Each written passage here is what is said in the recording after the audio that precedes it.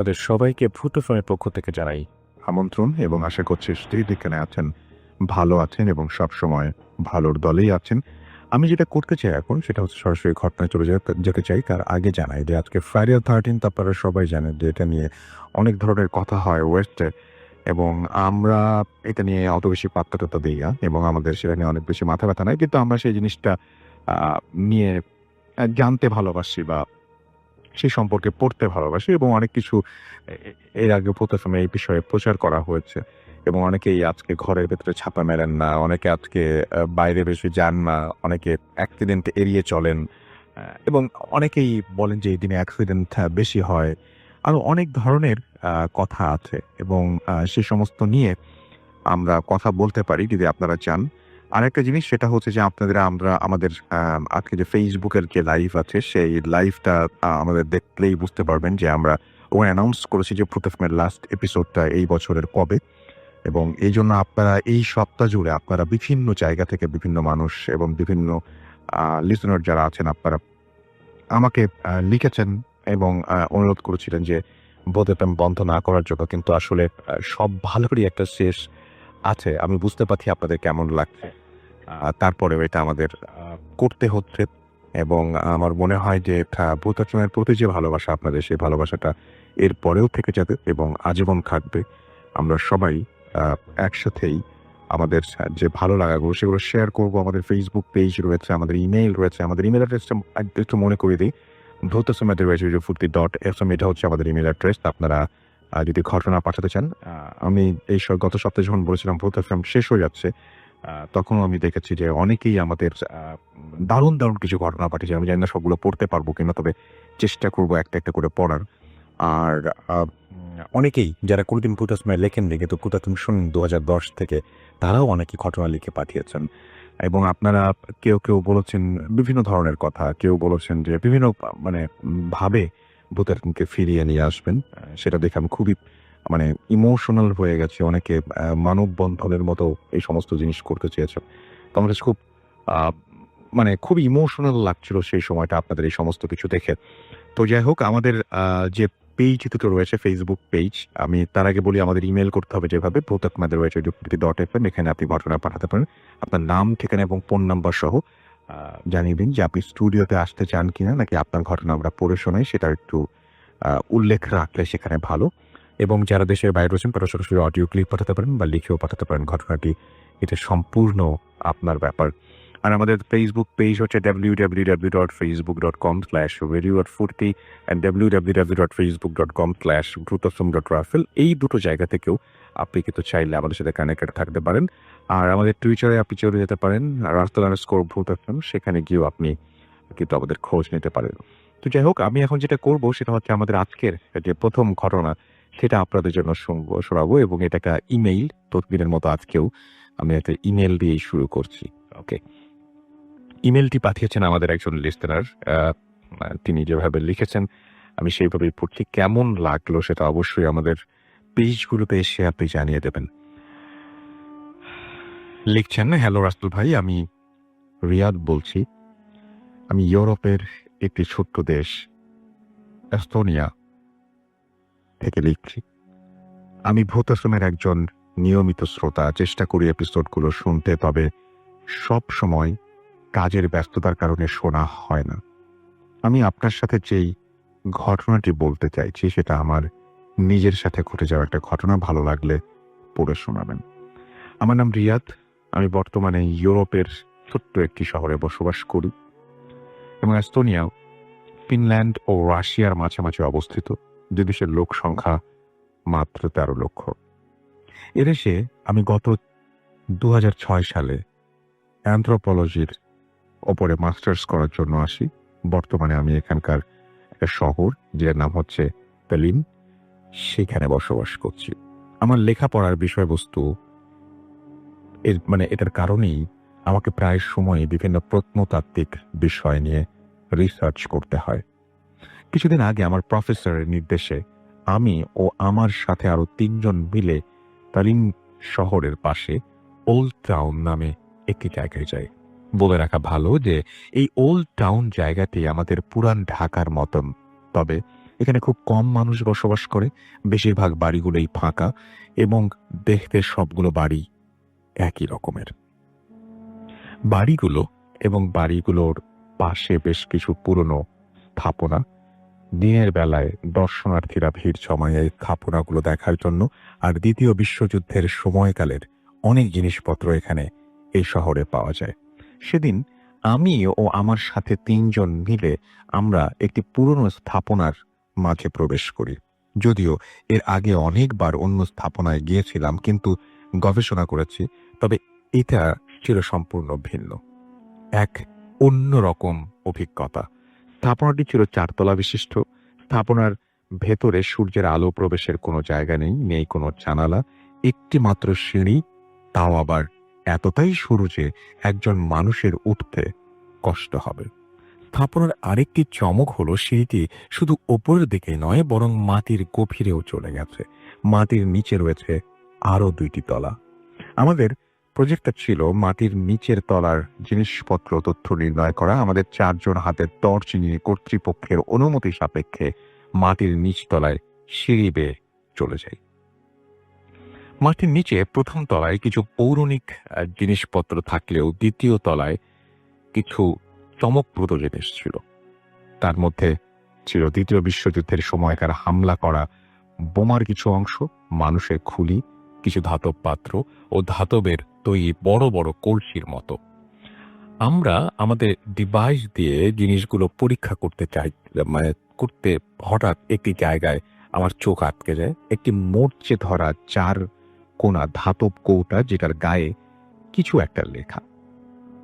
যে লেখাটা কোনোভাবেই ওই মুহূর্তে লাইটের আলোয় পড়তে পারছিলাম না, কিন্তু কেন যেন আমার খুব আগ্রহ জন্মে সেই ধাতব কৌটাটির ওপর।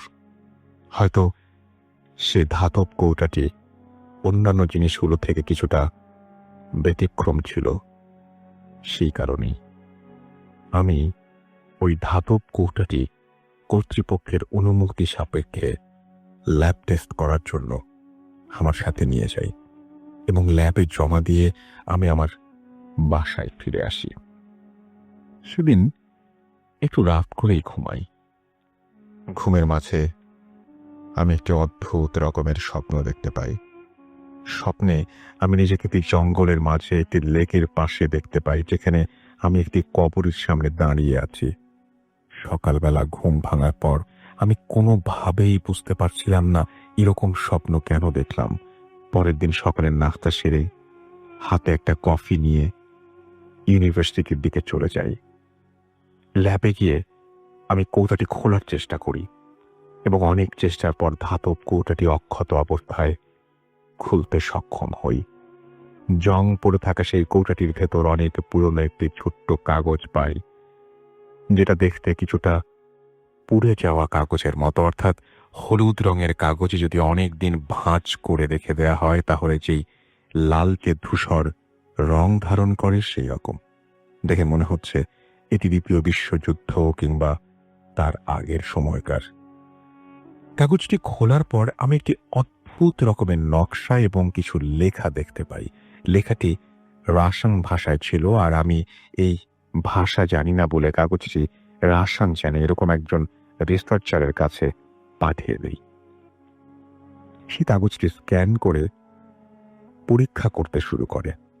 পরদিন সে আমাকে জানায় যে কাগজে রাশিয়ান ভাষায় তাদের পৌরাণিক এক দেবতার নাম এবং কিছু মন্ত্র আছে। সেই সাথে সেই নকশার কথা জিজ্ঞেস করলে জানা যায় এটি একটি জায়গায় নকশা, যেটা কিনা কেইলা নামে এটি গ্রাম নির্দেশ করে।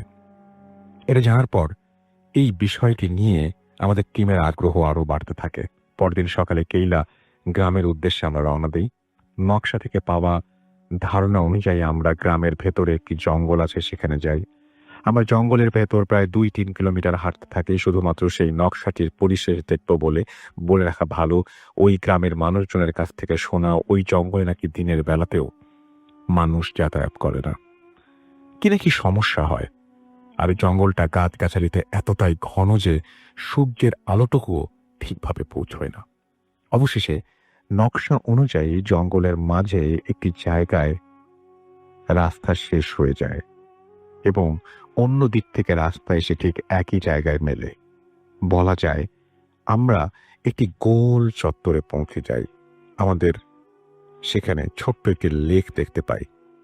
কিন্তু লেকটা দেখার পরে আমার শরীরটা কেমন যেন করে ওঠে, কারণ ঠিক এইরকম দেখতে একটা লেক আমি গতকাল রাতের স্বপ্নে দেখেছিলাম। লেকের পানি থেকে কেমন যেন তীব্র দুর্গন্ধ বের হচ্ছিল, আর লেকের প্রায় শুকিয়ে যাওয়া পানি ছিল কালো বর্ণের। আমার টিমের একজন, যার নাম ছিল অ্যান্ড্রু, সে লেকের ঠিক দক্ষিণ পাশে দুটো গাছের মাঝামাঝি একটি উঁচু জায়গায় আবিষ্কার করে, যেটা কিনা নকশায় নির্দেশ করা ছিল। আর নকশায় এও বলা ছিল যে ওই উঁচু জায়গাতে দেবতার প্রাণ শক্তি লুকায়িত আছে।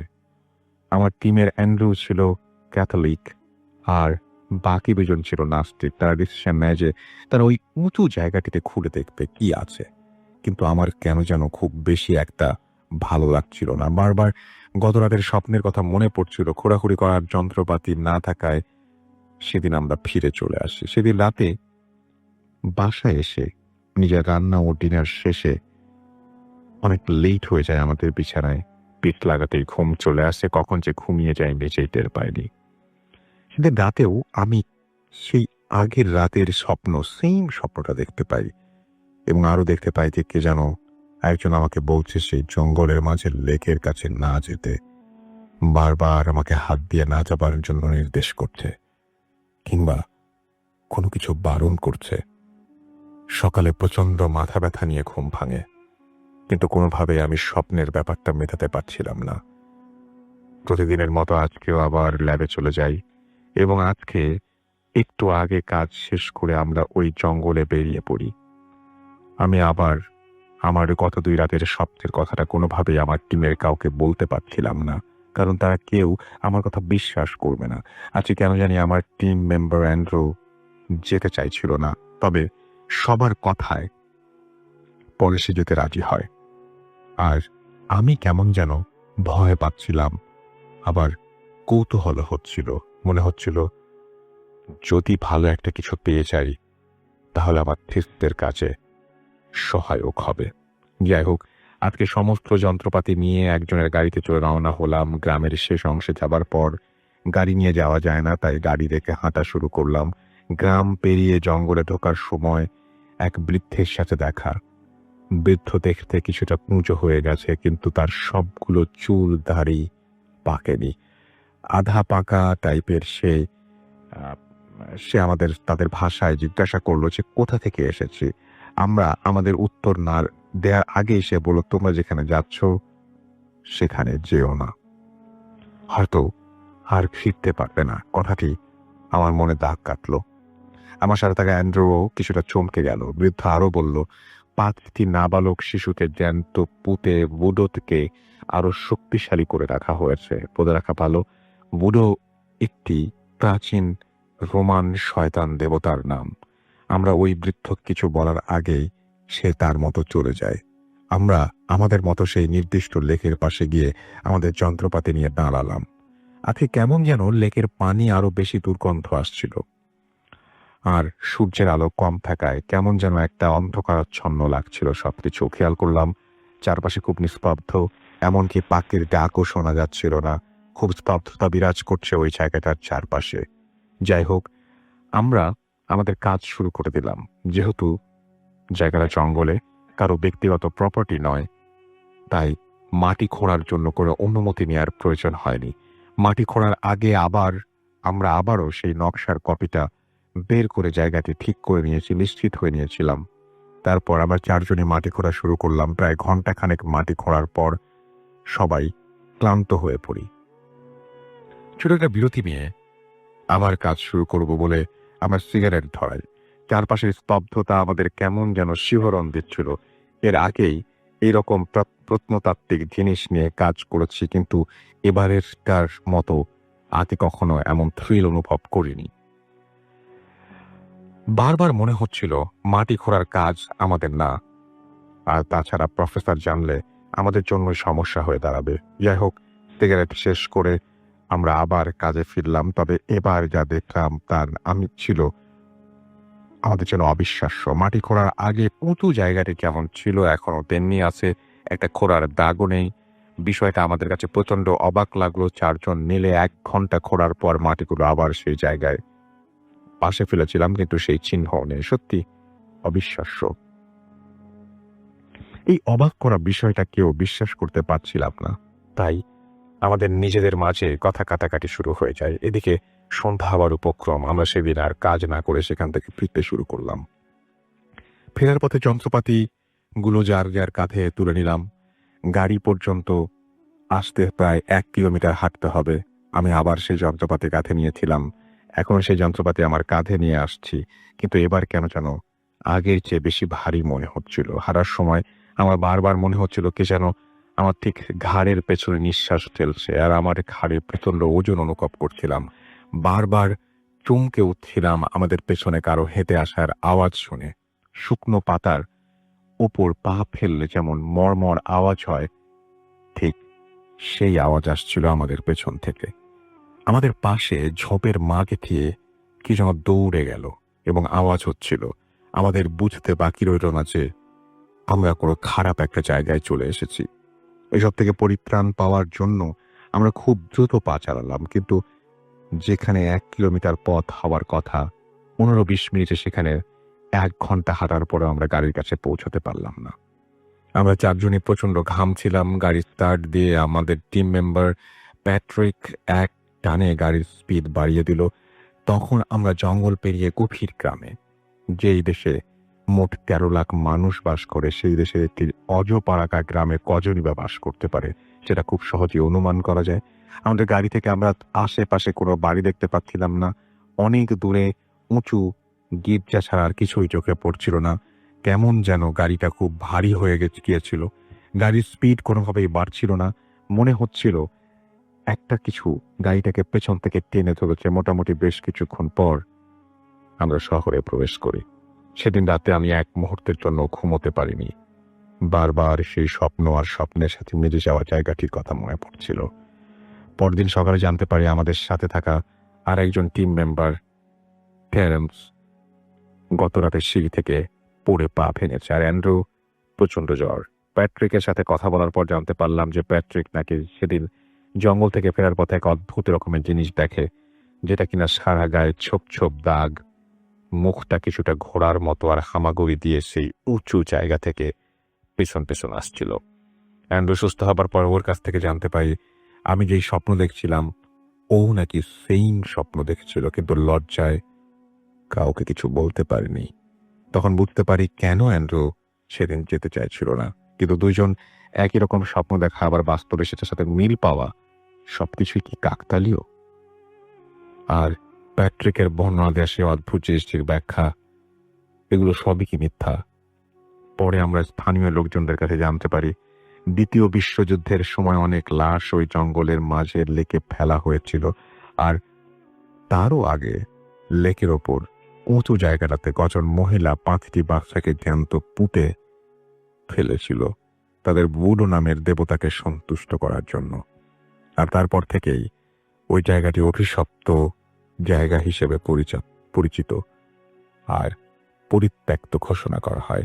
আমরা এখনো যখন সেই দিনটির কথা ভাবি তখনই আমাদের সেই রহস্যের হাতছানি দেয়। আমি এখনো আমার স্বপ্ন আর বাস্তবতার কোনো ব্যাখ্যা, কোনো সুরাহা পাইনি। এই ছিল ঘটনা, এবং আশা করছি যে এই ঘটনাটি আপনাদের ভালো লেগেছে, এবং ভালো লাগলে অবশ্যই আমাদের জানাবেন। আমাদের ইমেইল করতে পারেন। আমাদের ইমেল অ্যাড্রেস হচ্ছে bhutfm@radio40.fm, which is BHOOTFM@RADIOFORT.FM। আপনার নাম, ঠিকানা এবং ফোন নাম্বার সহ আপনার জীবনে ঘটে যাওয়া বা আপনার জানা সেরা ঘটনা লিখে পাঠিয়ে দিন আমাদের কাছে। ঘটনার শুরুতে অবশ্যই উল্লেখ করুন যে ঘটনাটি আপনি স্টুডিওতে এসে শেয়ার করতে চান, নাকি আপনি চান আপনার ঘটনা আমরা পড়ে শোনাই। যারা দেশের বাইরে আছেন তারা অডিও ক্লিপ পাঠাতে পারেন বা লিখেও পাঠাতে পারেন। আমাদের ইমেল অ্যাড্রেস জানলেন। আমাদের Facebook page www.facebook.com/radio40 and www.facebook.com/bhutfm.russell। আমার কাছে একটা খবর রয়েছে, সেটি হচ্ছে আমাদের চারপাশে আপনারা জানেন যে রকমারি খাবারের সমাহার। এর মধ্যে কোনটি সুস্বাস্থ্যকর, কোনটি শরীরের জন্য সুস্বাস্থ্যকর, আর কোনটি আবশ্যক এটা বুঝে ওঠা বেশ কঠিন হয়ে পড়ে, কিন্তু তাই না? তাই পুষ্টি এবং স্বাস্থ্য সংক্রান্ত নির্দেশনা যদি আপনি পেতে চান একদম ফ্রিতে, তাহলে কল করুন 0800-016-1271। আমি বাংলায়ও বলছি 08-00-16-1271 এই নাম্বারে, এবং কথা বলুন নিউট্রিশনের সাথে। এবং নেসলে বাংলাদেশ কল সেন্টারে প্রতি শনি থেকে বৃহস্পতিবার সকাল 10টা থেকে সন্ধ্যা 7টা পর্যন্ত। বা চমৎকার! তাহলে আপনি জেনে যাবেন যে কোন খাবারটি আপনার জন্য অবশ্যই মানে খেতেই হবে, আবশ্যক, আর কোন খাবারটি আপনার জন্য স্বাস্থ্যকর বা কোনটি আপনার স্বাস্থ্যের জন্য ভালো। বাহ, চমৎকার! খুব সহজে আপনি এখান থেকে জেনে নিতে পারবেন। আশা করছি যে এটা আপনার জন্য ইনফরমেশনটা অনেক হেল্পফুল হবে। আমি এখন যেটা করবো, ছোট একটা বিরতিতে যাবো, খুবই ছোট বিরতি, সুতরাং কেউ কোথাও যাবেন না। ছোট্ট একটা বিরতিতে যাবো এবং তারপর আবারও ফিরে আসবো বাবু ভাইকে নিয়ে। সেই পর্যন্ত আমাদের সঙ্গে, বিশ্বাস করা বা না করাটা আপনার ব্যাপার। You are listening to radio Foorti FM. আমাদের সঙ্গে আছেন আহমেদ বাবু এই মুহূর্তে, এবং আমরা কোনো কথা না বাড়িয়ে সরাসরি চলে যাব তার কাছে, তার ঘটনা শোনার জন্য। আপনারা সবাই অধীর আগ্রহে বসে আছেন, আমি জানি, আমিও অধীর আগ্রহে বসে আছি। চলুন সরাসরি চলে যাই তার কাছে। জি ভাই, আসসালামু আলাইকুম। ওয়ালাইকুম আসসালাম রাসূল ভাই। আমি কাহিনীতে চলে যাব সরাসরি। আর এই কাহিনীটা আমাকে বলেছে হচ্ছে সুনীল। ওর দাদার আমলের কাহিনী। সম্ভবত এটা তখন নাকি আপনার দেশ বিভাগের আগে একদম ভারতবর্ষ ছিল সে সময়কার কাহিনী। জি, তো এই কাহিনীটা হচ্ছে যে একটা জমিদার বাড়ি। এটা হচ্ছে ময়মনসিং এর এদিকে ছিল আর কি, ময়মনসিং এর দিকটাতে। তো তখন ভারতবর্ষ আর কি বড়। এবং যে কাহিনী বলেছে তার দাদা সে সময় ওই তাদের জমিদারি প্রথাটা উঠে যাচ্ছে আর কি, তখন উঠে গেছে এবং সম্পত্তি ভাগ হয়েছে। তো এরকম সময় তার দাদা শহরে ছিল আর কি, কলকাতায় ছিল। তার দাদার ডাক পড়ে আর কি, যে বলে যে তোমার সম্পত্তির এটা ভাগাভাগি করে তুমি তোমার যা যা আসে সেগুলো নিয়ে যাও আর কি। তো ওর ফ্যামিলিতে দুঃসম্পর্কের কিছু আত্মীয় ছিল এবং ওর দাদা ছিল আর কি সেখানে, সেই ইসে আর কি। তো শুনলে দাদা যখন নাকি ময়মনসিং এ আসে, তার কলকাতার জব ছেড়ে, চাকরি ছেড়ে, তিনি চাকরি করতেন আর কি। তো সে সময়টা আর কি ওই জায়গাটা আর কি বেশ পাহাড়ি টাইপের ছিল, মানে খুব বেশি মানে মানে একটু জঙ্গল ঘেরা, পাহাড় টাহাড় আছে এবং মানে বেশ বন্য পরিবেশ আর কি।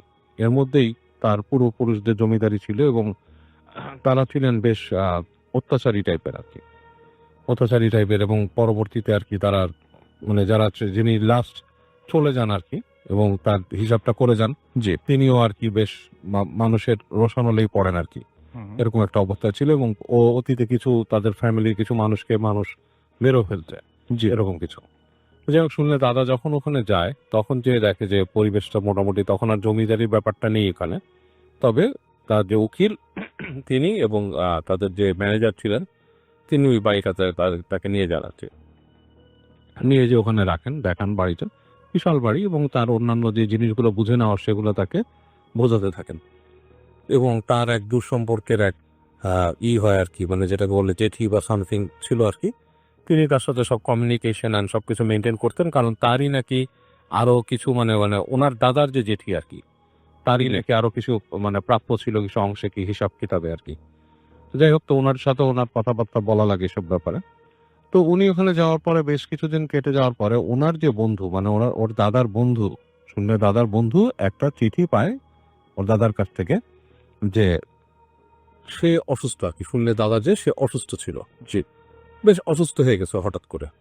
অসুস্থতার লক্ষণটা হচ্ছে সে লিখছে তাকে চিঠিতে যে সে হঠাৎ করে জ্বালা পোড়া হয় তার, এবং তখন সে জ্বালা পোড়াটা এতটুকু হয়, শারীরিক জ্বালা পোড়া, সে কিছুই করতে পারে না। সে আপনার সব তার জ্ঞান হারিয়ে যায় আর কি, সে নিজের জ্ঞান থেকে বেরিয়ে যায়।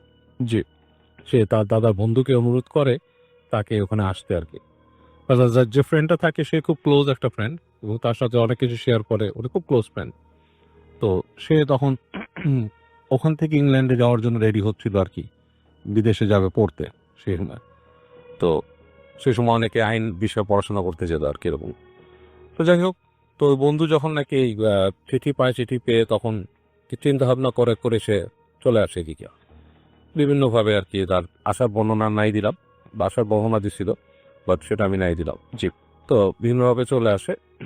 আসার পরে সে যে তার বন্ধুর সাথে দেখে, বন্ধুকে দেখতে পায় যে সে একটা রুমে শুয়ে আছে, বেশ আগের থেকে বেশ শুকায় টুকায় গেছে, চোখের নিচে কালি করছে। তো বলে, কি রে তুই এখানে আসলি, তোর মানে আরো সম্পদ পাবি, এটা সেটা কিছু ভালো কিছুর জন্য আসছিস, তোর এই অবস্থা কেন, তুই এখানে বিছনায় পড়ে গেলি? তো বলে যে ফ্রেন্ড, আসলে জিনিসটা হচ্ছে অন্যরকম। আমি এখানে আসার পর থেকে যে জিনিসটা আমি দেখি, প্রথম দিকে আমি যেটা দেখতাম সেটা হচ্ছে রাত্রেবেলা আমাকে একটু ডাকতো রুমের বাইরে। মানে রাত হয়ে গেলে যখন সবাই ঘুমা যেত, ঘরবাড়ি অন্ধকার, তখন মনে হতো কেউ আমাকে ডাকতেছে নাম ধরে। তো নাম ধরে যখন ডাকতো, তা আমি আস্তে আস্তে প্রথম, মানে সে তার কাহিনী বলতেছে যে প্রথম যখন আমাকে নাম ধরে কেউ ডাকে, তখন আমি মনে করছি যে এই বাড়িতে আর কেউ আছে, যে নাকি বয়সে বড় এবং নারী কণ্ঠ আর কি। তো আমার জেঠি বা জেঠির কোনো পরিচিত কেউ। কিন্তু ডাকটা এমন ভাবে দেবে কেন, ডাকটা একটু বিকৃত টাইপের, লাইক মানে মানুষ স্বাভাবিক গলায় ডাকে যেরকম, সেরকম না। সেরকম করে দরজায় একটা নক হতো এবং তাকে ডাক দিত। তো সে প্রথম দিনই ওখানে উঠে বলে যে কি ব্যাপার, কে, কোনো রেসপন্স পায় না। গেট খুলে বাইরে যায়, করিডোর দিয়ে নেমে যায়, নেমে যায় তাদের যে সিঁড়ি থাকে, সিঁড়ি দিয়ে হেঁটে নামে নিচে। নামার পর নিচতলাতেও দেখে কোনো শব্দ নেই, হুটহাট, মানে চারিদিক কেমন, মানে আপনার শুনশান নীরবতা, এবং মানে পুরো বাড়িটা মনে হচ্ছে খা খা করছে, কেউ নাই।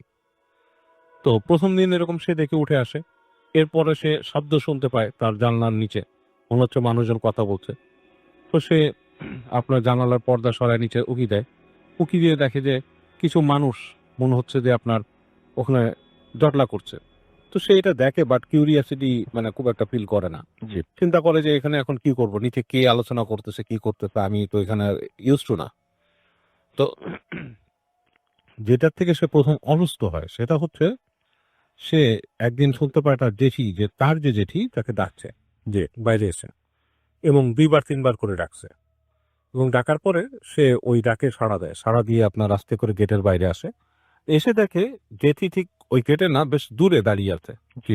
ওনার হাতে একটা লণ্ঠনের মতো, উনি দাঁড়িয়ে আছে, ওনাকে আস্তে আস্তে ডাকে হাত দিয়ে, মানে কোনো কিছু দেখাবে এরকম কিছু।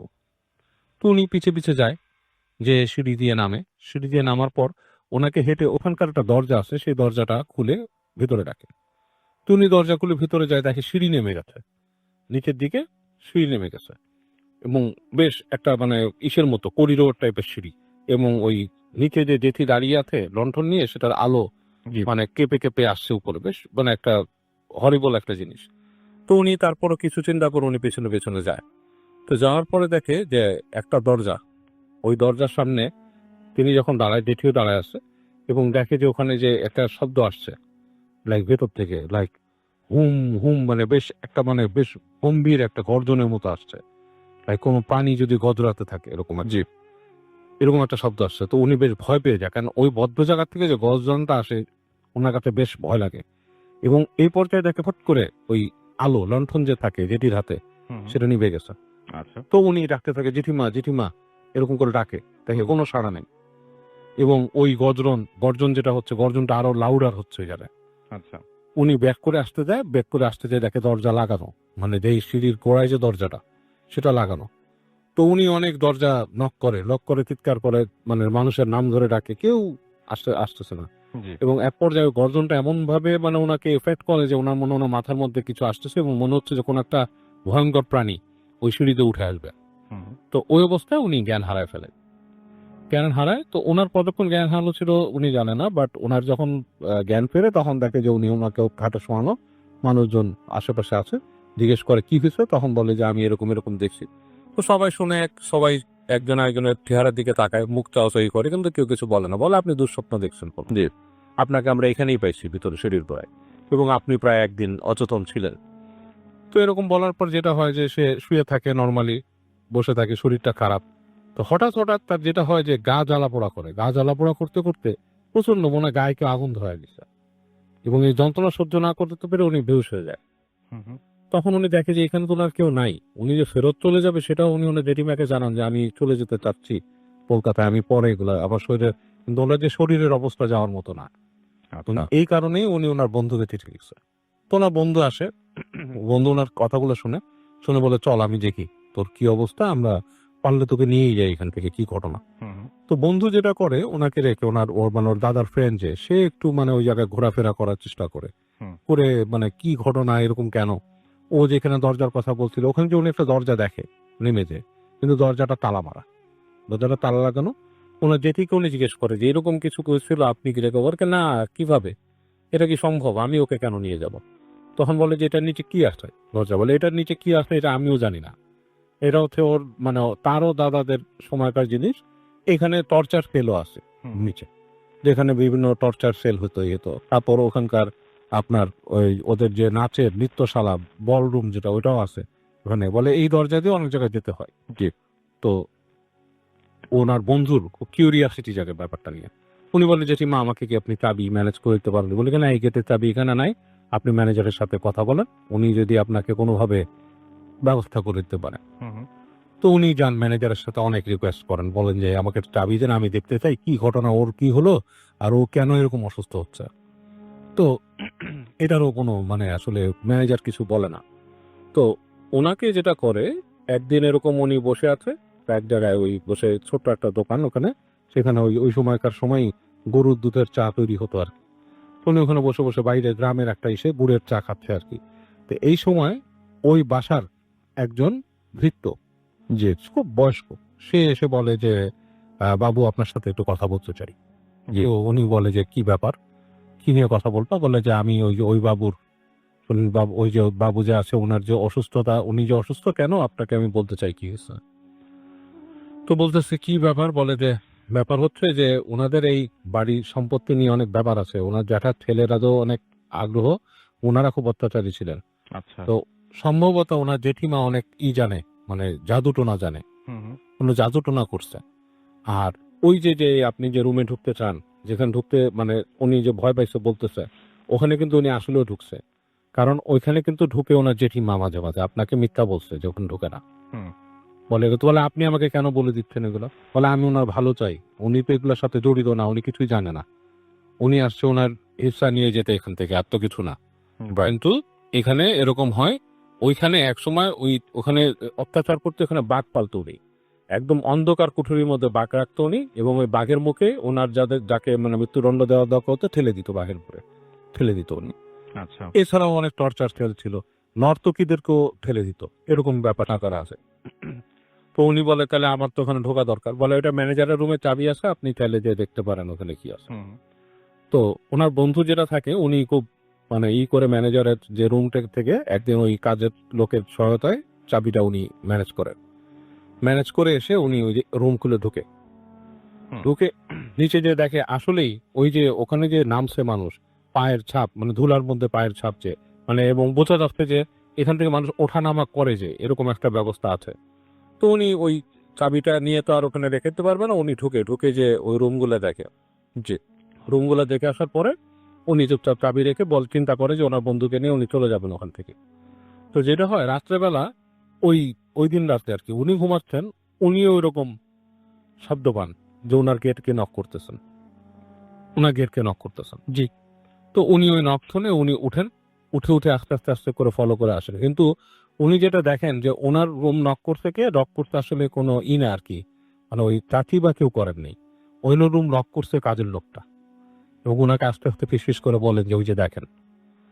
তো উনি দেখে যে ওই যে লণ্ঠন হাতে ওই যে যে জেঠি থাকে, উনি হেঁটে হেঁটে ওই রুম দিয়ে যাচ্ছেন দরজা দিয়ে। তো উনি ওটার সাথে ফলো করে ঢোকেন ভিতরে আস্তে আস্তে। ওই জেঠি যায়, উনি আস্তে আস্তে করে পার্টি পিটি ওখানে যান। যাওয়ার পরে দেখেন দূর থেকে একটা ঘরের ভেতর থেকে খুব আলো মানে বাড়ছে নিমছে এরকম কিছু আর কি। তো উনি যে আস্তে করে উকি দেন, ওখানে উকি দেওয়ার পর দেখে যে ওখানে একটা অগ্নিকুণ্ডর মতো জ্বালানো, ছোট্ট একটা অগ্নিকুণ্ড, সেখানে ওই জেঠি কি দিচ্ছে এবং উনি মন্ত্র পড়তেছেন। এবং ওই পাশে মানে ঠিক আগুনের ওই পাশটাতে কিছু ছায়ামূর্তির মতো আছে, তাদেরকে দেখা যায় না, বোঝা যায় না, বাট বোঝা যায় কিছু ছায়ামূর্তির মতো দাঁড়ানো এখানে। তো উনি জিনিসটা দেখে মানে জিনিসটার এতটা ভয়াবহ ছিল জিনিসটা, যে জেঠির যে রূপটা ছিল সেখানে, সেটাও বেশ ভয়াবহ, চুল টুল খোলা, এবং উনি বেশ ভয় পেয়ে যান ওটা দেখে। উনি ভয় পেয়ে উনি আস্তে ধীরে উনি ওখান থেকে চলে আসেন, উঠে আসেন, ওখানে আর থাকেন না, এবং এসে দেখেন বন্ধুর কাছে, দেখে বন্ধু সারাসরি হিম হয়ে গেছে, মানে ঠান্ডা।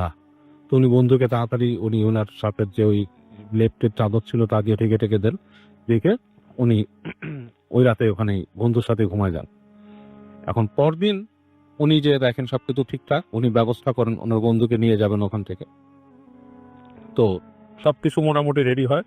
শেষ মুহূর্তে এসে যে ম্যানেজার যে নিয়ে যাবে বলে যে আজকে তো আপনাদের বেরোতে পারতেছেন না, আপনাদের কালকে যেতে হবে, আজকে যাওয়া সম্ভব না বাসা থেকে।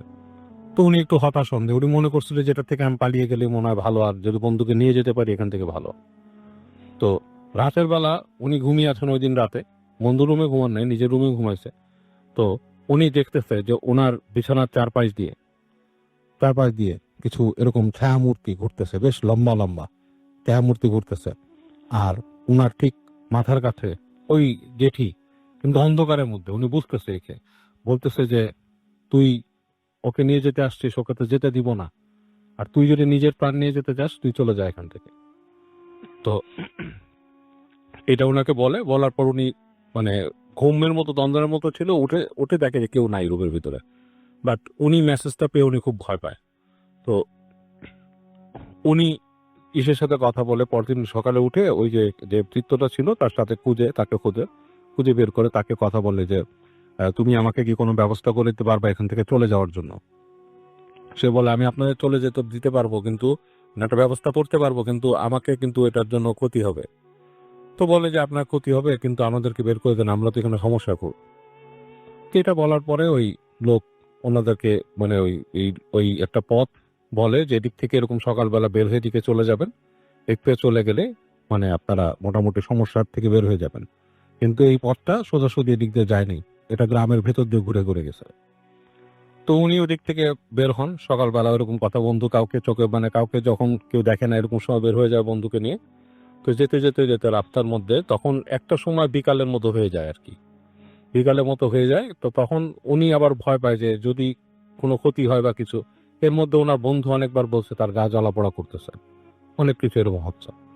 তো উনি ঘুরতে ঘুরতে ঘুরতে উনি মানে দিশা পায় না কি করবে, আশেপাশে কোথাও যাওয়ার মতো জায়গা নেই।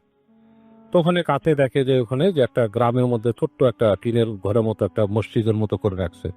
তো ওইখানে দেখে যে খুঁজে দেখে, তাকায় দেখে যে ওখানে একজন মৌলানা সাহেব আছেন। তো উনি যে তাকে বলেন যে আমাদেরকে একটু হেল্প করেন, আমরা আপনার ধর্মের না, কিন্তু আমাকে একটু হেল্প করেন। কি বলে যে এরকম আমার বন্ধু এরকম কি সমস্যায় পড়ছে, সে মানে উনি বলেন না কোন জমিদার বাড়ি বা কি, এটা বলেন না, বলে যে এরকম সমস্যায় পড়ছে, তাকে এরকম মনে হয় কালো জাদু করা হয় এই সেই। তো মৌলানা সাহেব বলে অবশ্য বলে আপনি কি আমাকে সাহায্য করবেন? তো বলে যে হ্যাঁ অবশ্যই করব, কেন করব না। কারণ তাদের ওই সময় আরো ব্যাপারটা আরো কঠিন ছিল, মানে তাদের মানে ধর্মীয় ব্যাপারটা এতটাই ছিল, মানে এক একজনের বিলিফটা কেউ কারো কাছে আর কি খুব যেতে চাইতো না আর কি। তো মৌলানা সাহেব বলে অবশ্যই করবো, আপনি আপনার বন্ধুকে বসান। উনি নিয়ে এক জায়গায় বন্ধুকে বসায়, বসানোর পরে উনি তার বন্ধুকে একটা পানি নিয়ে আসেন, একটা এরকম মটকির মধ্যে পানি নিয়ে আসেন, বলে যে এটা হচ্ছে বড়ই পাতার পানি, বড়ই পাতা ভিজানো, এটা হচ্ছে সবচেয়ে পবিত্র পানি হয়, বড়ই পাতা ভিজায় যে পানিটা হয় সেটা হচ্ছে পবিত্র পানি। তো বড়ই পাতার গুণ অনেক, তো এটা দিয়ে তাকে আপনি গোসল করান, আপনার বন্ধুকে গোসল করান। তো এটা দিয়ে ওইদিকে উনি কিন্তু পুরো নেদায় গেছে বন্ধুরা, ওই যে ঈশ্বর দাদা। তো ওনাকে ওইটাতে গোসল করানোর পরে মৌলানা সাহেব ওনাকে ঝাড়া শুরু করে এবং ওই প্রত্যেকটা ঝাড়ার সময় উনি চিৎকার চেঁচামেচি করতে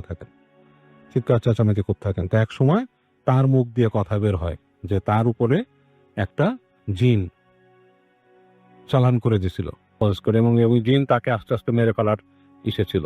তো মৌলানা সাহেব অনেক কামেল ছিলেন, উনি করে জিনকে সরায় দেন এবং তার শর্তেই থাকে, বলে যে তুমি একজন মানুষ, সে যেটাই হোক সে মানুষ, তুমি তাকে ক্ষতি করতে পারবে না।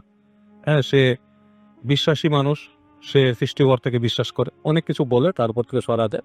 এবং তাকে বলেন যখন জিনিসটা শেষ হয়, ওনার প্রসিজার শেষ হয়ে যায়, তখন বন্ধুকে বলেন যে আপনি জানি না আপনি কতটুকু বিশ্বাস করবেন, আমি আপনাকে, তো আপনার অন্য ধর্মের মানুষ, আপনাকে আমি বলতে পারি না যে দোয়া পড়েন বা এটা সেটা, বাট আপনাকে আমি পানি দিতে পারি, এই পানিটা আপনার বন্ধুকে খাওয়াবেন। আর অবশ্যই অবশ্যই আপনি সত্যের পথে থাকবেন, আপনার বন্ধু বিশ্বাসী, এটা আমি জানি, বুঝতে পারছি, তাকে দেখি সৃষ্টিকর্তাকে সে বিশ্বাস করে, এবং এই জিনিসটা সে আলোচনা করুক, আলো চিন্তা ভাবনা করুক, সে যাতে এই দিকেই ফোকাস থাকে সবসময়, পানিটা খেতে করবেন, এভাবেই করবেন। তো খাওয়াই দিয়ে অনেক কথা মৌলানা সাহেব ওনাদেরকে বলে যায় কিভাবে নদী পার হয়ে যেতে হবে, ওখান থেকে কিভাবে কিভাবে চলে যেতে হবে। তো ট্রাই করে অনেক কষ্টে শেষে সে তাকে কলকাতায় নিয়ে আসে। তো কলকাতায় নিয়ে আসার পরে ওনার কিন্তু অনেক কমে যায়, ওনাকে পানি দিতে ওই ধরনের প্রবলেম গুলো ওনার মধ্যে আর হয় না। এবং পরবর্তীতে উনি মানে অনেক অনেক আরো স্টাডি করার পরে উনি মানে ধর্মের প্রতি সম্পূর্ণ বিশ্বাস নিয়ে আসেন এবং বিশ্বাসে একদম ধার্মিক হয়ে যান এবং উনি কিন্তু ওনাদের ওই সম্পত্তির অংশগুলাও আস্তে ধীরে পরবর্তীতে পান, কিন্তু এখানে দেখা গেছে ওনার যে জেঠি ছিলেন তিনি অনেক কিছুই ওনার আত্মসাৎ করে ফেলছিলেন সম্পত্তির থেকে। এটাই ছিল কাহিনীর অবস্থা। থ্যাংক ইউ সো মাচ বাবু ভাই আপনার ঘটনার জন্য। আমরা আবার আপনার কাছে ফিরে আসবো। আমরা এখন যেটা করবো সেটা হচ্ছে ঝটপট করে শেষ করা বা না করাটা আপনার you are listening to you food trade FM. আমি রাতের আছি সাথে ছোট্ট একটা ঘর আপনাকে খবর দিয়ে দেবো। সেটা হচ্ছে সারাদিনের ব্যস্ততার পরে যখন একদম ক্লান্ত তখন এক কাপ নেসক্যাফে কফির মগ শরীরকে করে তোলা একদম চাঙ্গা। এবং এখনো আপনি কিন্তু এই যে ঘটনা যে শুনছেন এখনো যদি চাঙ্গা হয়ে যেতে চান তাহলে কিন্তু আপনি এক কাপ কফি খেয়ে চলতেই পারেন, নিতে পারেন কফি এবং তারপরে দেখবেন আপনার অনেক চনমনে লাগছে। এবং এর সাথে ঝটপট করে আপনি ২ মিনিটেই এই সময় রাত জাগলে একটু ক্ষুধা লাগে মানে আপনি ম্যাগি নুডলস রান্না করে ফেলতে পারেন এবং আপনাকে এটা এনে দেবে অফুরন্ত খুশি। দিনের যে কোনো সময় করতে পারেন কিন্তু আমার মনে হচ্ছে এখন একটা দারুণ সময় কফি এবং যদি আপনি নুডলস খান ম্যাগি। মজার নেসলে প্রোডাক্টের জন্য রেসিপি সাজেশন বা নেসলের প্রোডাক্ট সংক্রান্ত যে কোনো তথ্য পেতে একদম ফ্রিতে কল করতে পারেন 0800-161-271 নাম্বারে। এবং আমার মনে হয় যে আপনারা সেখান থেকে সবকিছুই জেনে নিতে পারেন চাইলে। তো যাই হোক আমি এখন যেটা করব সেটা হচ্ছে যে আপনাদের পাঠানো যে সমস্ত মেসেজ আছে সেগুলো একটু পড়তে চাই এবং আপনারা বেশ কিছু আমাদেরকে কমেন্টও করেছেন এখানে, সেগুলো একটু দেখি। যে গল্পের পাতা আমাদের লিখছেন, তিনি শুনছেন আমাদেরকে গল্পের শেষ পাতা। ওকে। রাজু কুমার মনির আমাদের সাথে আছেন, তার কাছে ভালোই লাগছে। সুজন সাহা আমাদের সাথে আছেন, আমাদের সাথে আছেন রেজাউল করিম, আছেন আমাদের সঙ্গে খান রাজীব এবং কোথাও মাফ করবেন না। আমরা আপনারা সবাই নিশ্চয়ই অলরেডি জানেন, তারপরে বলছি যে 27th ডিসেম্বর আমরা প্রত্যাশা অফ করে দিচ্ছি, কিছু করার নেই আসলে। এবং আপনারা যত ঘটনা পাঠাবেন এর মধ্যে পাঠিয়ে দিলেন। আমাদের সঙ্গে আছেন মাহবুব হাসান এবং আমাদের সাথে আছেন তানজিম এবং আমি সবসময় দেখছি ভূত এফএমের প্রতি আপনাদের ভালোবাসাটা অফুরন্ত। এবং যখন আমরা আরো বেশি চেয়েছি যে আমরা যখন মানে একদম শেষে দাঁড়িয়ে আছি তখন দেখছি আমার খুব খারাপ আছে, এখন ভালোবাসার জন্য আরো বহু গুণে বেড়ে গেছে। এবং যাই হোক দেখি, আমার মনে হয় যে এমডি সাব্বির হোসেন আমাদের সাথে আছেন যে অনেকদিন পর ভূত এফএমে ফিরে আসলাম, thank you very much. MD Shihab Khan আমাদের লিখেছেন ভাই সেকেন্ড স্টোরিটা অনেক নাইস, থ্যাংক ইউ। টুকু শেখ আমাদের সঙ্গে আছেন এবং আমাদের সঙ্গে আছেন এমডি মোজাম্মেল বারাসাত ওয়েস্ট বেঙ্গল থেকে শুনছেন। এমডি তানজিব ইসলাম আমাদের সাথে আছেন। আল আমিন দৌলা আছেন আমাদের সঙ্গে, রাজশাহী কেয়ারঘাট থেকে তিনি শুনছেন। স্বপ্নচারিণী নীলিমা আমাদের সাথে আছেন। আমাদের সাথে আছেন এমডি সাইফ, লিটন বিশ্বাস আমাদের সাথে আছেন। আমাদের সাথে ইয়ামিন ইসলাম শিব্বির আছেন, নিক সুপ আমাদের সাথে আছেন, মার্জিয়া জাহান, রাকিব ভাই আমাদের সঙ্গে আছেন। আমাদের সঙ্গে আছেন কাউসার আহমেদ কে এম, আমাদের সাথে আছেন রাজু আহমেদ, আমাদের সাথে আছেন পলাশ পরশ হোসেন, আছেন এমডি নাহিদ হোসেন, আমাদের সাথে আছেন দেখতে পাচ্ছি রাকি ইসলাম রাজ, আছেন আমাদের সাথে মোহাম্মদ রানা, আছেন মিসবাউল হক সিয়াম, আছেন আমাদের সঙ্গে রিয়াজ লস্কর, আছেন আমাদের সাথে দেখতে পাচ্ছি। এছাড়াও আরো অনেকেই, থ্যাংক ইউ ভেরি মাচ যারা আমাদের সঙ্গে আছেন এবং পুরোটা সময় আমাদের সঙ্গে থাকতে চান। আমাদের যে রেডিও ফুডকির পেজ সেখানেও আমি দেখতে পাচ্ছি অনেকে আমাদের সাথে আছেন এবং অনেকে আমাদেরকে শুনছেন এই মুহূর্তে। And, আপনারা সবাই যে আমাদের সঙ্গে আছেন এর জন্য আমরাও আমাদেরও খুব ভালো লাগে যখন আপনাদের দেখতে পাই যে সবাই শুনছেন এবং কমেন্ট করছেন আমাদেরকে। এবং আমি কিছু কমেন্ট পড়তে চাই আসলে আপনাদের পাঠানো কমেন্টগুলোর মধ্যে থেকে। এবং রেডিও ফুর্তির পেজ যারা আছেন তারা আছেন আয়ান চৌধুরী নোয়াখালী থেকে শুনছেন, তিনি মেহেদি PFK আমাদের সঙ্গে আছেন, আয়াজ রাহমা আহমেদ ওয়ালিদ আমাদের সঙ্গে আছেন, আমাদের সঙ্গে আছেন রেজাউল করিম, আছেন RM শিহাব, রেজওয়ান রাও আমাদের সাথে আছেন, আমাদের সাথে আছেন দেখতে পাচ্ছি। এছাড়াও আমাদের সাথে আছেন এমডি লাবিব নূর রৌনক, আছেন এমডি শাকিল, আছেন আমাদের সঙ্গে দেখতে পাচ্ছি। এছাড়াও লিটন নাটোর থেকে, এছাড়াও আমাদের সাথে আছেন আরো অনেকেই। রাজু আছেন আমাদের সাথে, মেহেদি আহসান অমিত আমাদের সঙ্গে আছেন, আমাদের সঙ্গে আছেন এমডি মিনহাজ, আমাদের সাথে আছেন রাজু রৌফ, আছেন ফারাবি বিনতে রিতাস, আছেন আমাদের সাথে নুসরাত তাবাসসুম ইভা, আছেন আমাদের সাথে মনিউর সাগর সহ আরো অনেকে। থ্যাংক ইউ ভেরি মাচ আমাদের সঙ্গে থাকার জন্য। আমি আরেকটা ছোট্ট খবর আপনাদের জানাতে চাই, সেটা হচ্ছে আমাদের চারপাশে রকমারি খাবারের সমাহার, এর মধ্যে কোনোটি সুস্বাস্থ্যকর এবং কোনোটি শরীরের জন্য আবশ্যক কিন্তু এটা আপনি বুঝবেন কিভাবে? এটা মাঝে, মাঝে বুঝে ওঠাটা কঠিন হয়ে যায়, তাই না? সেজন্য আপনার একটা সলিউশন দিয়ে দিই। পুষ্টি এবং স্বাস্থ্য সংক্রান্ত যেকোনো নির্দেশনা পেতে আপনি কল করতে পারেন। ফ্রিতে কল করতে পারেন 0800016127 নাম্বারে এবং কথা বলুন নিউট্রিশনিস্টের সাথে নেসলে বাংলাদেশ কল সেন্টারে প্রতি শনি থেকে বৃহস্পতিবার সকাল 10টা থেকে সন্ধ্যা 7টা পর্যন্ত। শুধুমাত্র শুক্রবারে অফ থাকলে সব দিনই আপনি এই নাম্বারটা এভেইলেবল। সো আপনি ট্রাই করতে পারেন এবং আপনি কথা বলে দেখতে পারেন এবং আপনি আপনার কোনো প্রশ্ন থাকলে জিজ্ঞেস করে ফেলতে পারেন। আমরা চলে যাব ঘটনায়। হাফেজ মাইনুদ্দিন ভাই আমাদের সঙ্গে আছেন এবং আমরা তার কাছ থেকে একটা ঘটনা শুনে আবারও বাবু ভাইয়ের কাছে আসবো। সেই পর্যন্ত আমাদের সঙ্গে থাকুন। স্টে টিউনড রেডিও ফুডকেট এফএম অ্যান্ড ডু ফুডপে। জি, মাইনুদ্দিন ভাই। আসসালামু আলাইকুম ভাইয়া। জি, ওয়ালাইকুম আসসালাম। আমি আজকে যে ঘটনাটা শেয়ার করব সেটা ঢাকার নবাবগঞ্জে। এই ঘটনাটা একটি ভবনকে নিয়ে। ভবনটা খুব ভয়াবহ তৈরি। ভবনটি 7 তলা আমাদের এখানে এবং পুরো ভবনটি সিসি ক্যামেরা দ্বারা নিয়ন্ত্রিত। সেইখানে ভবনটির যেগুলো সমস্যা বেশ 5-7 বছর ধরে এই ঘটনাটা চলতেছে এবং সমস্যাটা চলতেছে। সিকিউরিটি গার্ড নিয়ে সেই সিকিউরিটি গার্ড জব নেয় কিন্তু 2-4 দিনের বেশি থাকতে পারে না এবং যখন সে চলে যায় তখন বাড়িওয়ালাকেও কিছু বলে যায় না। এমনিতেই মানে কোনো কিছু না বলেই লুকিয়ে চলে যায়, পালিয়ে চলে যায়, জি। কিচ্ছু বলে না। তো বেশ এরকমভাবে অনেক দিন ধরে চলতেছিল যে সিকিউরিটি গার্ড রাখা হয় একের পর এক, কিন্তু কেউ আজও পর্যন্ত মাসখানেক কেউ ডিউটি করতে পারেনি। সপ্তাহখানেকও না, 2-4 দিন পরেই অসুস্থ পরেই লুকিয়ে চলে যাওয়া। এরপর একটা যে সমস্যাটা, গৃহকর্মীর যারা কাজের বুয়া ওরাও ঠিক মতো এখানে থাকতে পারে না এবং বাড়িওয়ালা ব্যতীত ওইখানে ভাড়াটিয়াদের যে গেস্ট আছে, মেহমানগুলো আসে, তারা একটা রাত থাকতে পারে, এরপরের দিন আর থাকতে পারে না। সেটাও তারাও খুব বিপদ মানে ভয় ভীত পায়। তো এই বাড়ির এরকম সমস্যা নিয়ে এবার যা ঘটছিল গত সপ্তাহে। তো দারোয়ান ওনার পরিচিত খুব নিকটবর্তী লোক, উনি এই জন্যই পরামর্শ দিয়ে রাখছে যে আপনাকে আমি রাখলাম, শুধু আমাকে বলতে হবে যে আপনি যদি চাকরি ছেড়ে চলে যান কেন যাবেন এবং এই বাড়ির সমস্যাটা কোথায় আমাকে এরা বলে যেতে হবে। যদি না করেন, যদি আপনার দ্বারা সম্ভব না হয়, তাহলে কিন্তু আমাকে বলে যেতে হবে যে আপনি কেন আমার বাসাতে চাকরি করবেন না। এই জন্য উনি ওনার খুব কাছের একজন নিকটবর্তী আত্মীয় পেয়ে ওনার একটি চাকরিতে নেয়। তো ঘটনা হচ্ছে গত সপ্তাহ শনিবার দিন উনি সকালে আসেন তার বাড়িতে চাকরিতে।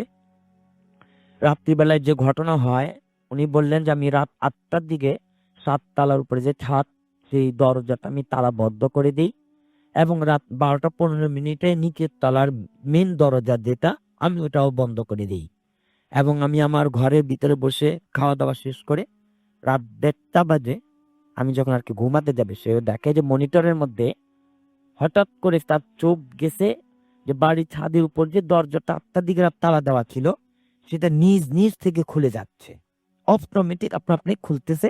উনি তাকিয়ে রইল যে মনিটরটার দিকে যে ছাদের গেটটা খুলতেছে কে, কিন্তু কোনো মানুষ সে দেখতেছে না। দরজাটা পুরো খুলে গেছে। তো উনি পরে ভাবলেন যে হয়তো মানুষ উঠে গেছিল, দরজা খুলে বন্ধ করা হয় নাই, তাহলে চাবি নিয়ে আমি যা বন্ধ করে দিয়ে আসতে পারি। উনি হাতে চাবি নিলেন এবং উনি ওই দরজা বন্ধ করতে যাবেন, ছাদের দরজাটা। উনি বললেন আমি যখন উপরে উঠতেছি দোতলার থেকে আমার শরীরটা কেমন চিনচিন লাগতেছিল, মানে খুব ঠান্ডা ঠান্ডা ভয় ভয় লাগতেছিল, ফুলে যাচ্ছিল। তারপর আমি ভাবলাম যে না, দরজাটা কেউ হয়তো মানুষই খুলতে, অন্য কোনো কিছু না। তো উনি বললেন যে আমি হাঁটতে হাঁটতে 5 তলা পর্যন্ত গেছি। এরপর ওই 5 তলাতে একটা ঘটনা যেটা হয় ওনার, বলে যে 3 তলা থেকে আমাকে ডাক দেওয়া হয়েছে, সুলতান নিচে নেমে আয়, উপরে যাস না। তখন উনি বললো যে আমি যে উকি যে দেখলাম যে আমাকে কে ডাকলো, বাড়িওয়ালার যে বাবা ছিলেন উনি তো মারা গেছেন, কিন্তু ঠিক উনার মতো এরকম 3 তলাতে আমি উকি দিয়ে দেখি বাড়িওয়ালার বাবা নিচে দাঁড়িয়ে, মানে নিচ থেকে নামতেছে, 3 তলা থেকে নিচের দিকে নামতেছে আর আমাকে বলতেছে সুলতান নিচে নেমে আয়, উপরে যাস নে। তা আমি তো অদ্ভুত হলাম যে বাড়িওয়ালার বাবা তো নেই, উনি নিচে কেন? কিন্তু আমি খুব তাড়াহুড়ো করে, উনি বললো যে আমি খুব তাড়াহুড়ো করে নিচে যাচ্ছি, কিন্তু যাওয়ার সময় আর ওনাকে দেখি নেই। পরবর্তীতে উনি বললো যে আমি আমার রুমে আসলাম, আমি আমার ঘরে এসে বসে দাঁড়ালাম, কিন্তু আমি দেখতেছি যে এরকম যখন আমার রুমে এসে বসলাম, উপর থেকে 3-4 জন লোকের যে নিচে নামে আসতেছে খুব দ্রুতভাবে, এই হাঁটার শব্দ আমি পাচ্ছি এবং হই হুল্লোড় কি কিছু কথাবার্তার চিল্লাচিল্লি আওয়াজ পাচ্ছি। তা আমি ভাবলাম যে উপর থেকে আবার এখন কে আসতেছে।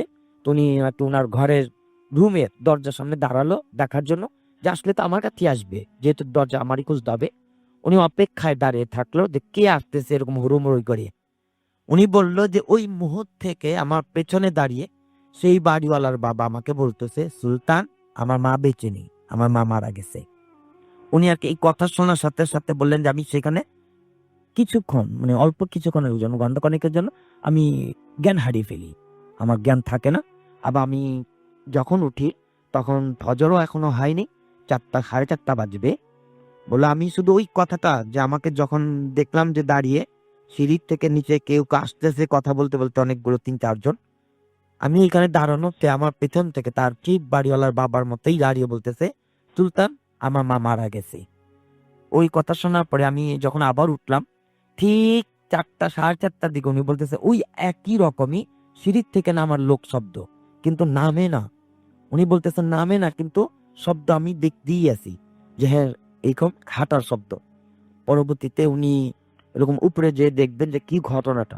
বলছেন আমি আর উঠতে পারিনি, আমি অসুস্থ হয়ে পড়ি।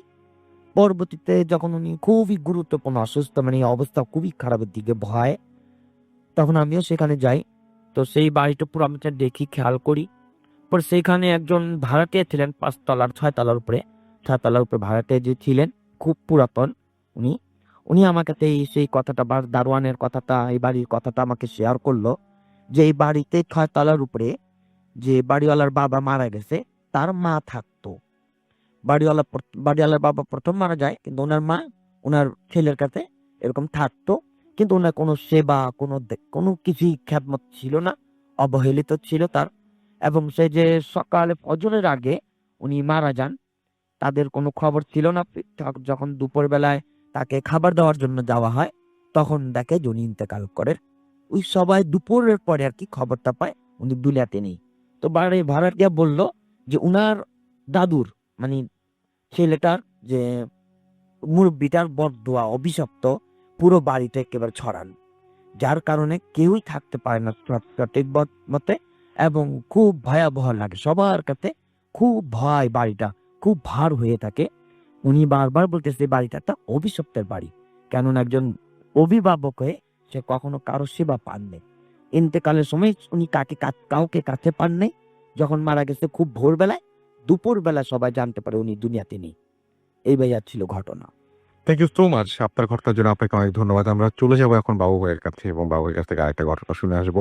আশা করছি এই ঘটনাটা আপনাদের ভালো লাগবে। চলুন শুনে আসি।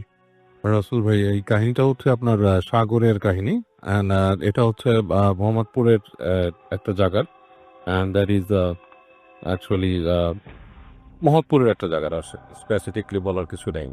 আচ্ছা, যাই হোক, ওদের বাসা, সাগরদের বাসা যে জায়গা, সেই বাসার মানে অপোজিটে যে রাস্তার পাশে এক সময় ছিল নদী। জি। এখন সেখানে শহর হয়ে গেছে, মানে বিল্ডিং টিল্ডিং অনেক কিছু অবস্থা। তো ওই রাস্তার মোড়টা সম্পর্কে সবার কাছেই ও শুনতো, ওর মুরব্বীরা, যে রাতের বেলা যখন নাকি ওরা হাঁটতো দিক দিয়ে, ওনারা যখন হাঁটতেন, ব্যাক ইন আমিও মনে হয় তখন ছোট, হয়তো স্কুলে পড়ি, এরকম সময়কার কথা। তো তখন আমি কিন্তু ওদিক দিয়ে গেছি রাসেল ভাই, নিজে সাইকেল চালায় তখন গেছি ওদিক দিয়ে। আমার ভয় লাগতো না, আমি কিছু দেখি না এরকম। বাট ওর মুরব্বীরা নাকি বলছে ওইখানে নাকি অনেক কিছু দেখতো তারা।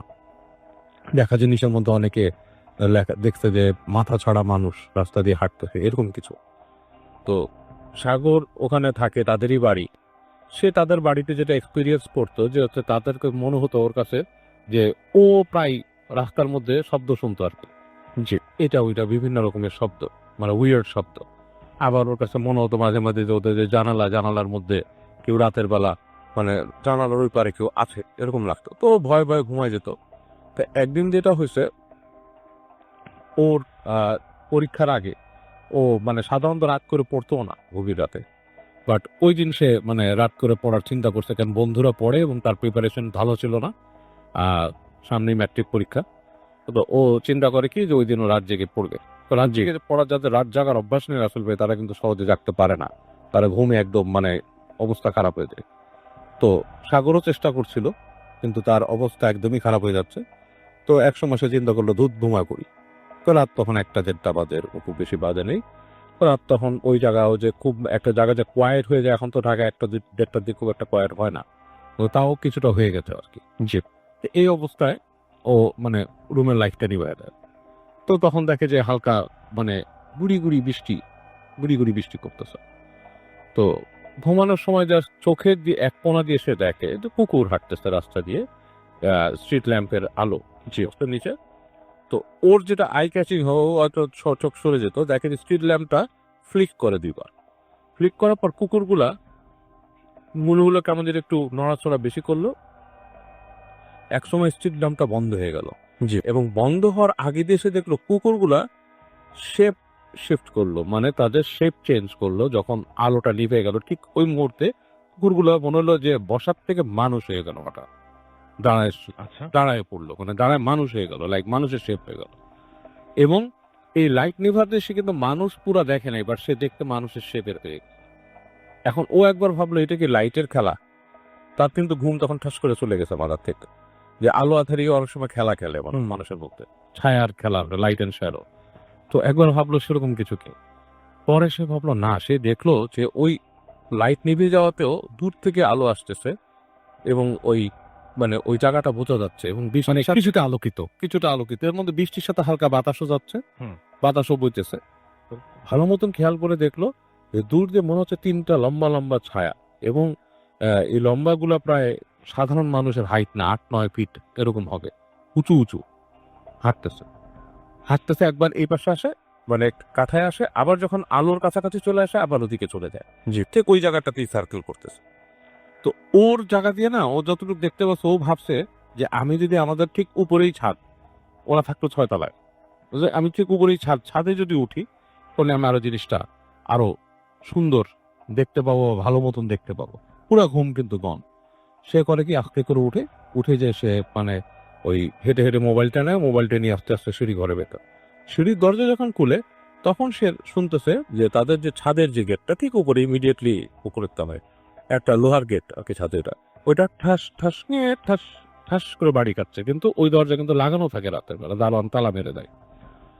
তো ও চিন্তা করলো ছাদের দরজা খোলা, আবার দেখে যে ঠান্ডা বাতাস একটা আসতেছে, সিঁড়ি দিয়ে যাচ্ছে, বৃষ্টি হালকা পড়তেছে এই সময়। তো তারপরও খুব অ্যাডভেঞ্চারাস মাইন্ডে বা কিউরিয়াস মাইন্ডে দরজাটা লাগায়, ফ্ল্যাটের দরজাটা লাগায়। যখন সিঁড়ির কাছে উঠে রাসেল ভাই, যখন দরজাটা দিয়ে ঢুকে দেখে দরজাটা হালকা ভেজা, এই সময় সে দেখে সিঁড়ির এখান থেকে লম্বা লম্বা এরকম ছায়ার মতো মানুষ, লাইক ছায়ার মতো জিনিস, মানুষ বললে ভুল হবে, শেপটা মানুষের মতো, এর জন্য তাই বলছি। উপরের অংশটা বোঝা যায় না যে কি চেহারা বা কিছুই বোঝা যায় না, পা দুটো বোঝা যাচ্ছে লম্বা লম্বা। এগুলো খুব সুইফটলি, মানে ম্যাটার অফ লাইক মানে খুব স্পিডে, লাইক খুব যেমন ফাইটার জেট যেরকম স্পিডে যায়, জি। সেরকম তার পায়ে যে শট করে পাস করে চলে গেল নিচে, মানে 1 সেকেন্ডের জন্য গেটে, এবং পরবর্তী সেকেন্ডে তাকে পাস করে সিঁড়িতে নেমে গেল। এবং ওগুলো নামার সাথে যে বাতাস, সে বাতাসও তার গায়ে লাগতে, এবং ও তো ওখানে ফ্রিজ হয়ে যায়, ও আর কোথাও ওঠার চিন্তাও করতে পারে না। পরের সেকেন্ডে দেখে আবার তার সামনে দিয়ে উঠে চলে যায়, উঠে ঠিক ছাদের ওই গেট দিয়ে। এইবার যখন ছাদের গেট দিয়ে উঠতেছে তখন ড্রিম করে ছাদের গেটটা বন্ধ হয়ে যায়, একদম খুব জোরে, জি। জোরে বাড়ি যে ছাদের গেটটা বন্ধ হয়ে যায়। তো ও তখন এটা আর সহ্য করতে পারে না, ও বাসার ভিতরে চলে আসে, এসে বাসায় শুয়ে পড়ে, শুয়ে কাঁপতে কাঁপতে যতটুকু দোয়া দুরুদ পারে পড়তে পড়তে সে ঘুমিয়ে যায়। সকালবেলা তার ফ্যামিলি তাকে দেখে প্রচন্ড জ্বর মাথার মধ্যে, এবং এই জ্বর অবস্থায় তার মনে করেন যে মানে কঠিন অবস্থা, মানে তার পরীক্ষা দেওয়ার মতো অবস্থা নাই, মানে তার এটা মানে টেস্ট পরীক্ষা ছিল সম্ভবত, মানে একটা ছুটি হয় না ম্যাট্রিক পরীক্ষা, জি সেরকম পরীক্ষা, এরকম অবস্থা নাই। তো ওর বাপ মা ওকে বলে যে জ্বর আসছে, ডাক্তার দেখায়, এবং বাপ মাকে স্কুলে বলে যে আমার এরকম হয়েছে। তখন তাকে বাসাতে একটু বকাও দেয় যে তুমি এরকম সময় কেন বের হচ্ছ, তোমাকে বলছি যে জায়গাটা খারাপ পুরোহিরা, এবং তাকে ওই করা হয়, চিকিৎসা করা হয়। জ্বর ডাক্তার দিচ্ছে, জ্বর কমতেছে না, জ্বর হালকা রিমিশন যায় আবার বাড়ে। তো তো ওর যে বড় চাচা, সে ওখানকার কাছের মসজিদের ইমাম সাহেবকে বলেন, অলাপর ইমাম সাহেব বলে যে ওকে পারলে নিয়ে আসেন। তো ওকে যখন নাকি নিয়ে আসে ইমাম সাহেবের কাছে, মসজিদের মধ্যে যখন ঢুকে, তার জ্বর ছিল শরীরে, মসজিদে ঢোকার সাথে সাথে জ্বর, কিন্তু রাসুল ভাই নাই, শরীর ঠান্ডা হয়ে গেছে, নর্মাল টেম্পারেচার।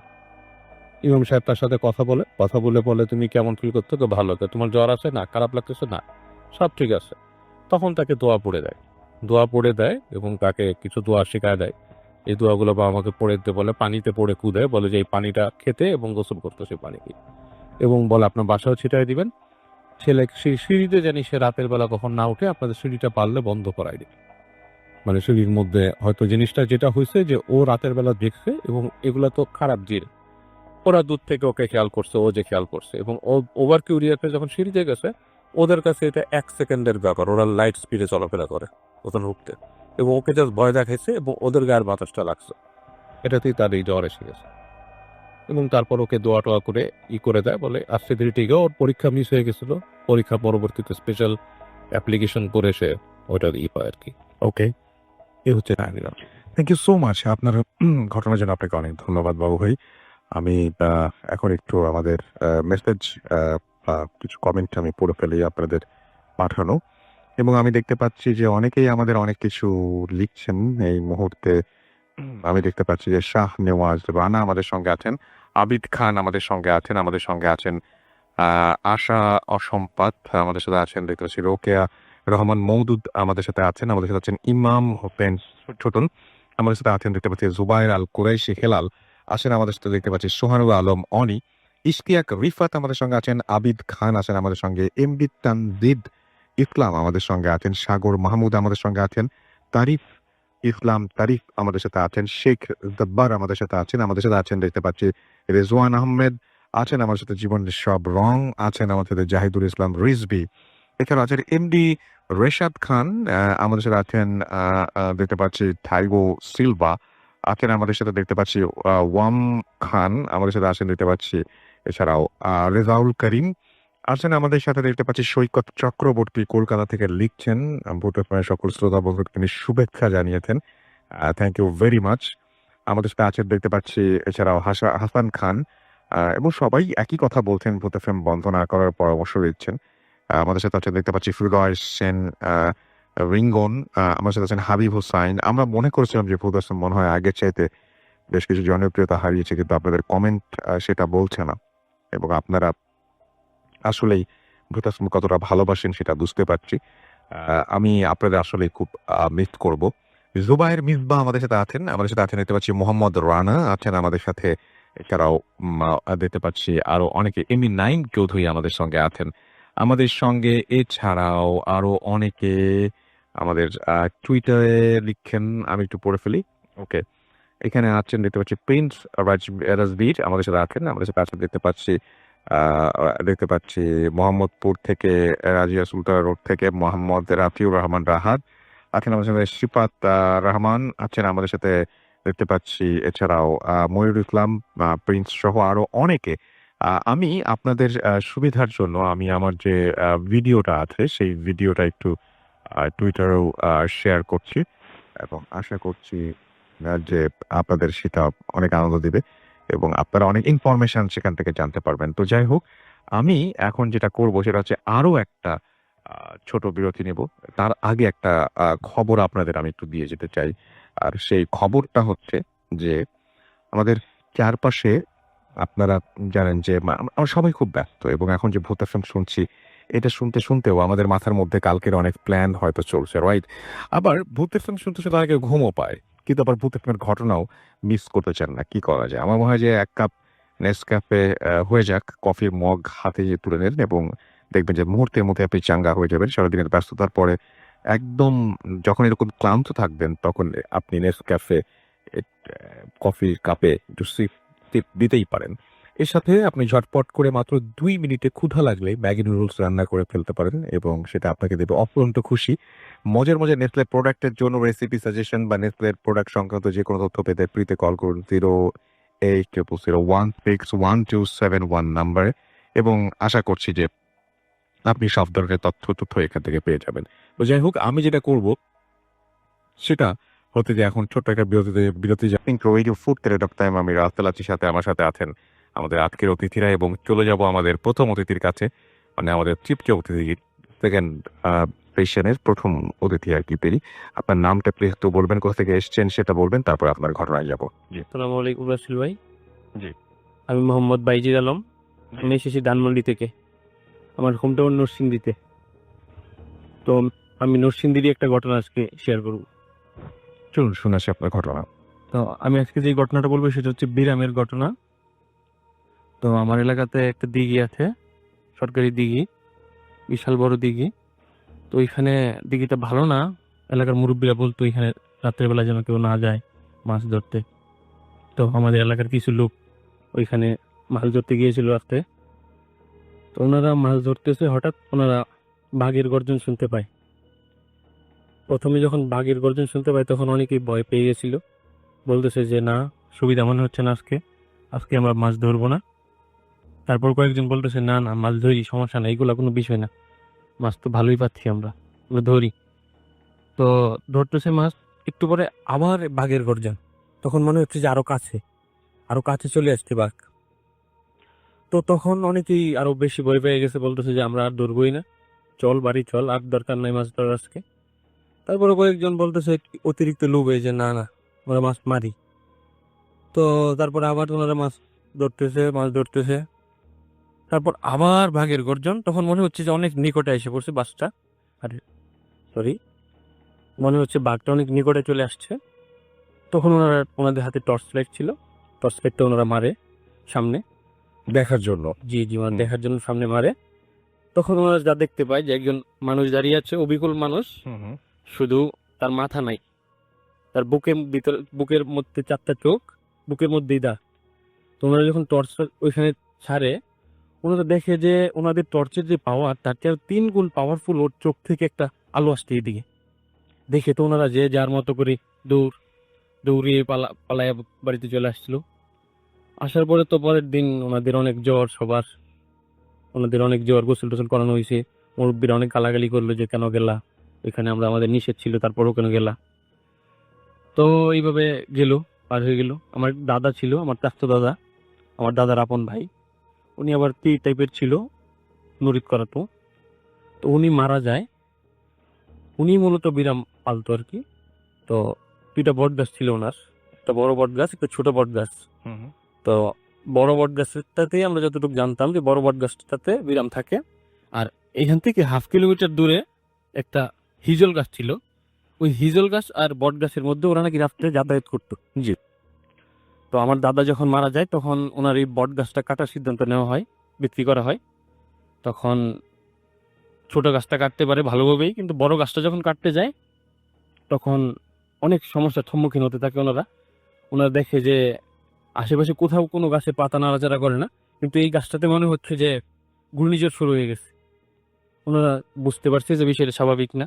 প্রথম দিন কাটতে গিয়ে একজনের পা কেটে যায়, মারাত্মকভাবে উনি আহত হয়, পা রক্ত পড়া বন্ধ হচ্ছে না কোনোভাবেই। পরে ওনারা ওই দিন আর গাছ কাটতে পারে নাই।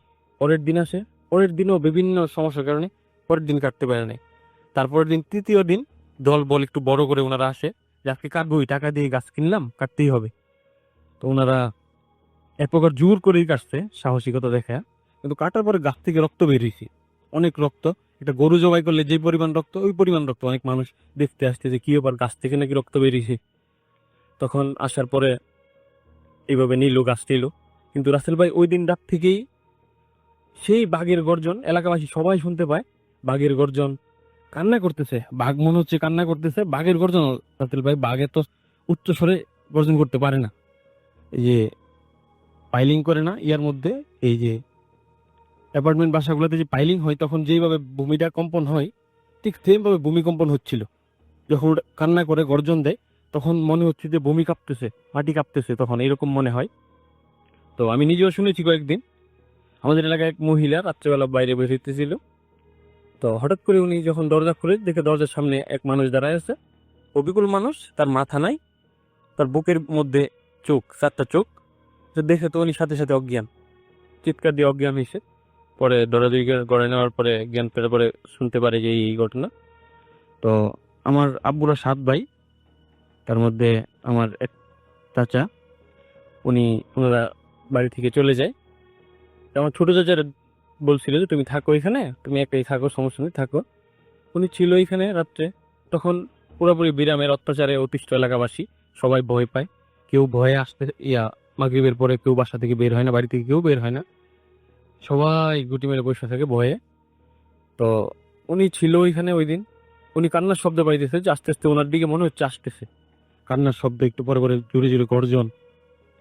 তো রাসেল ভাই আপনি জানেন কিনা জানি না, আগে গ্রামের মধ্যে যে জানালাগুলো ছিল ওইগুলোতে শিক দেওয়া হতো, এখন তো গ্রিল দেওয়া হয়, তবে আগে শিক দেওয়া হতো।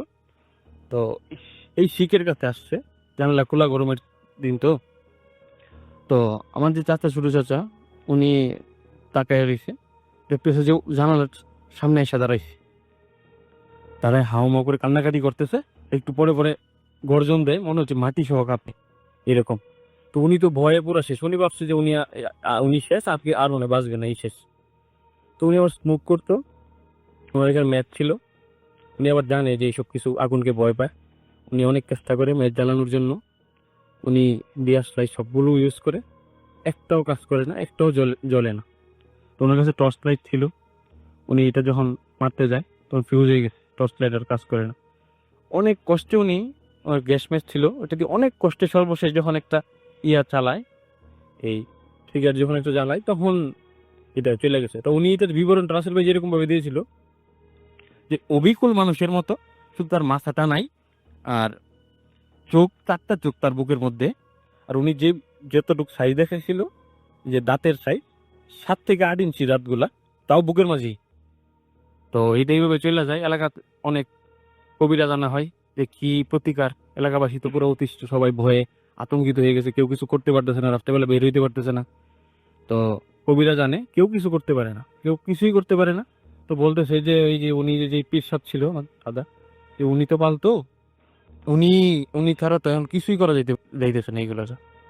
তো আমার এক চাচা, 5 নম্বর চাচা, উনি রাত্রেবেলা আসতেছিল, রাত্রে পাই তখন 2টা।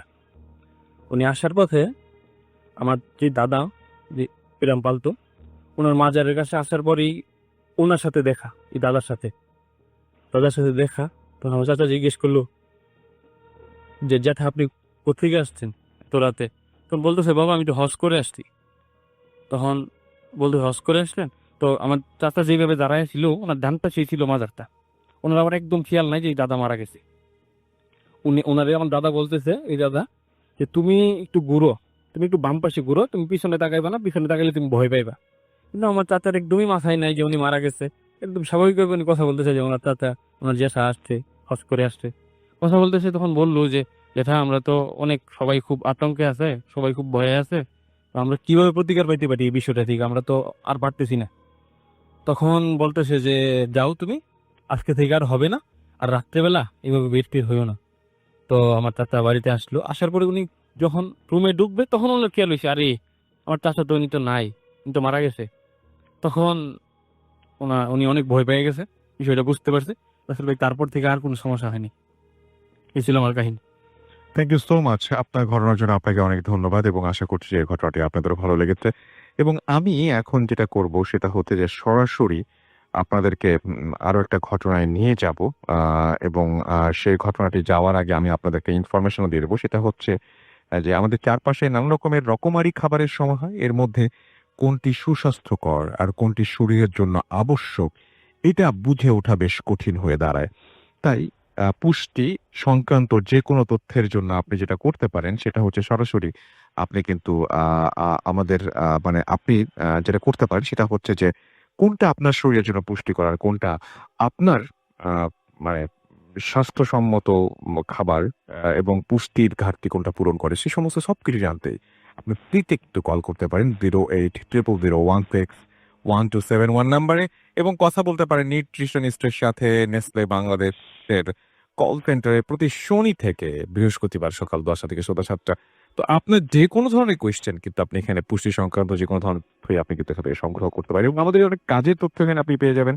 তো আমার মনে হবে যে অবশ্যই অবশ্যই আপনি মানে you should check it out, দেখতে পারেন আগামীকালকে শনিবার তো না, তো ট্রাই করে দেখতে পারেন। আমি চলে যাবো একটা ছোট্ট ঘটনা, এটা একটা অডিও ক্লিপ আমাদের একজন লিসনার আমাদেরকে পাঠিয়েছেন, কেউ শুনে আসি, ফিরে আসবো একটু পর। একজন শ্রোতা, আমি খুবই পছন্দ করি, কিন্তু সমস্যা একটাই, আমি আসলে খুব ভয় পাই। আর এই প্যারানর্মাল যে ব্যাপারগুলো বিষয়ে আসলে আমার জীবনে অনেক ঘটেছে। তো ছোট একটা ঘটনা আমি আপনাদের শেয়ার করব। এটা লাস্ট ইয়ার আমার সাথে আমার হজে হয়ে যাওয়ার একটা ঘটনা। আরেকটা জিনিস আমি বলে রাখি, সেটা যে আমি উত্তর পূর্ব এতটাই আসলে আমার মনে হয় যে আমি অ্যাডিক্টেড। কারণ আমি এখন যখন মোটরসাইকেল চালাই তখন হেডফোন দিয়ে ডাউনলোড করছি এবং ইভেন তো আমি আপনার মানে প্রতি সপ্তাহে শুধু আমি নেট কিনি, মোবাইলের ডাটা কিনি শুধু এটার জন্যে। মানে আমি কোথাও যদি কোনো কাজে যাই, কোথাও ধরেন উত্তরে যাচ্ছি, মোহাম্মদপুর থেকে বা গুলশান যাচ্ছি, হোয়াট এভার, মানে ঢাকা শহর কোনে মুভ করতে হলে আমার কানে হেডফোন উইথ আপনার এই ভোটার। তো আমার মানে আমার মনে হয় কি আমার লাইফটা টেন্ডে আমি এছাড়া আসলে কিছু করতে ভালো লাগে না। কারণ শুনতে কি কারো কি, হ্যাঁ আমার বাচ্চা স্কুল কেমন আনতে হয়, তখন আমি এটা শুনি চালাই। হোয়াট এভার আমি ঘটনা করে যাই।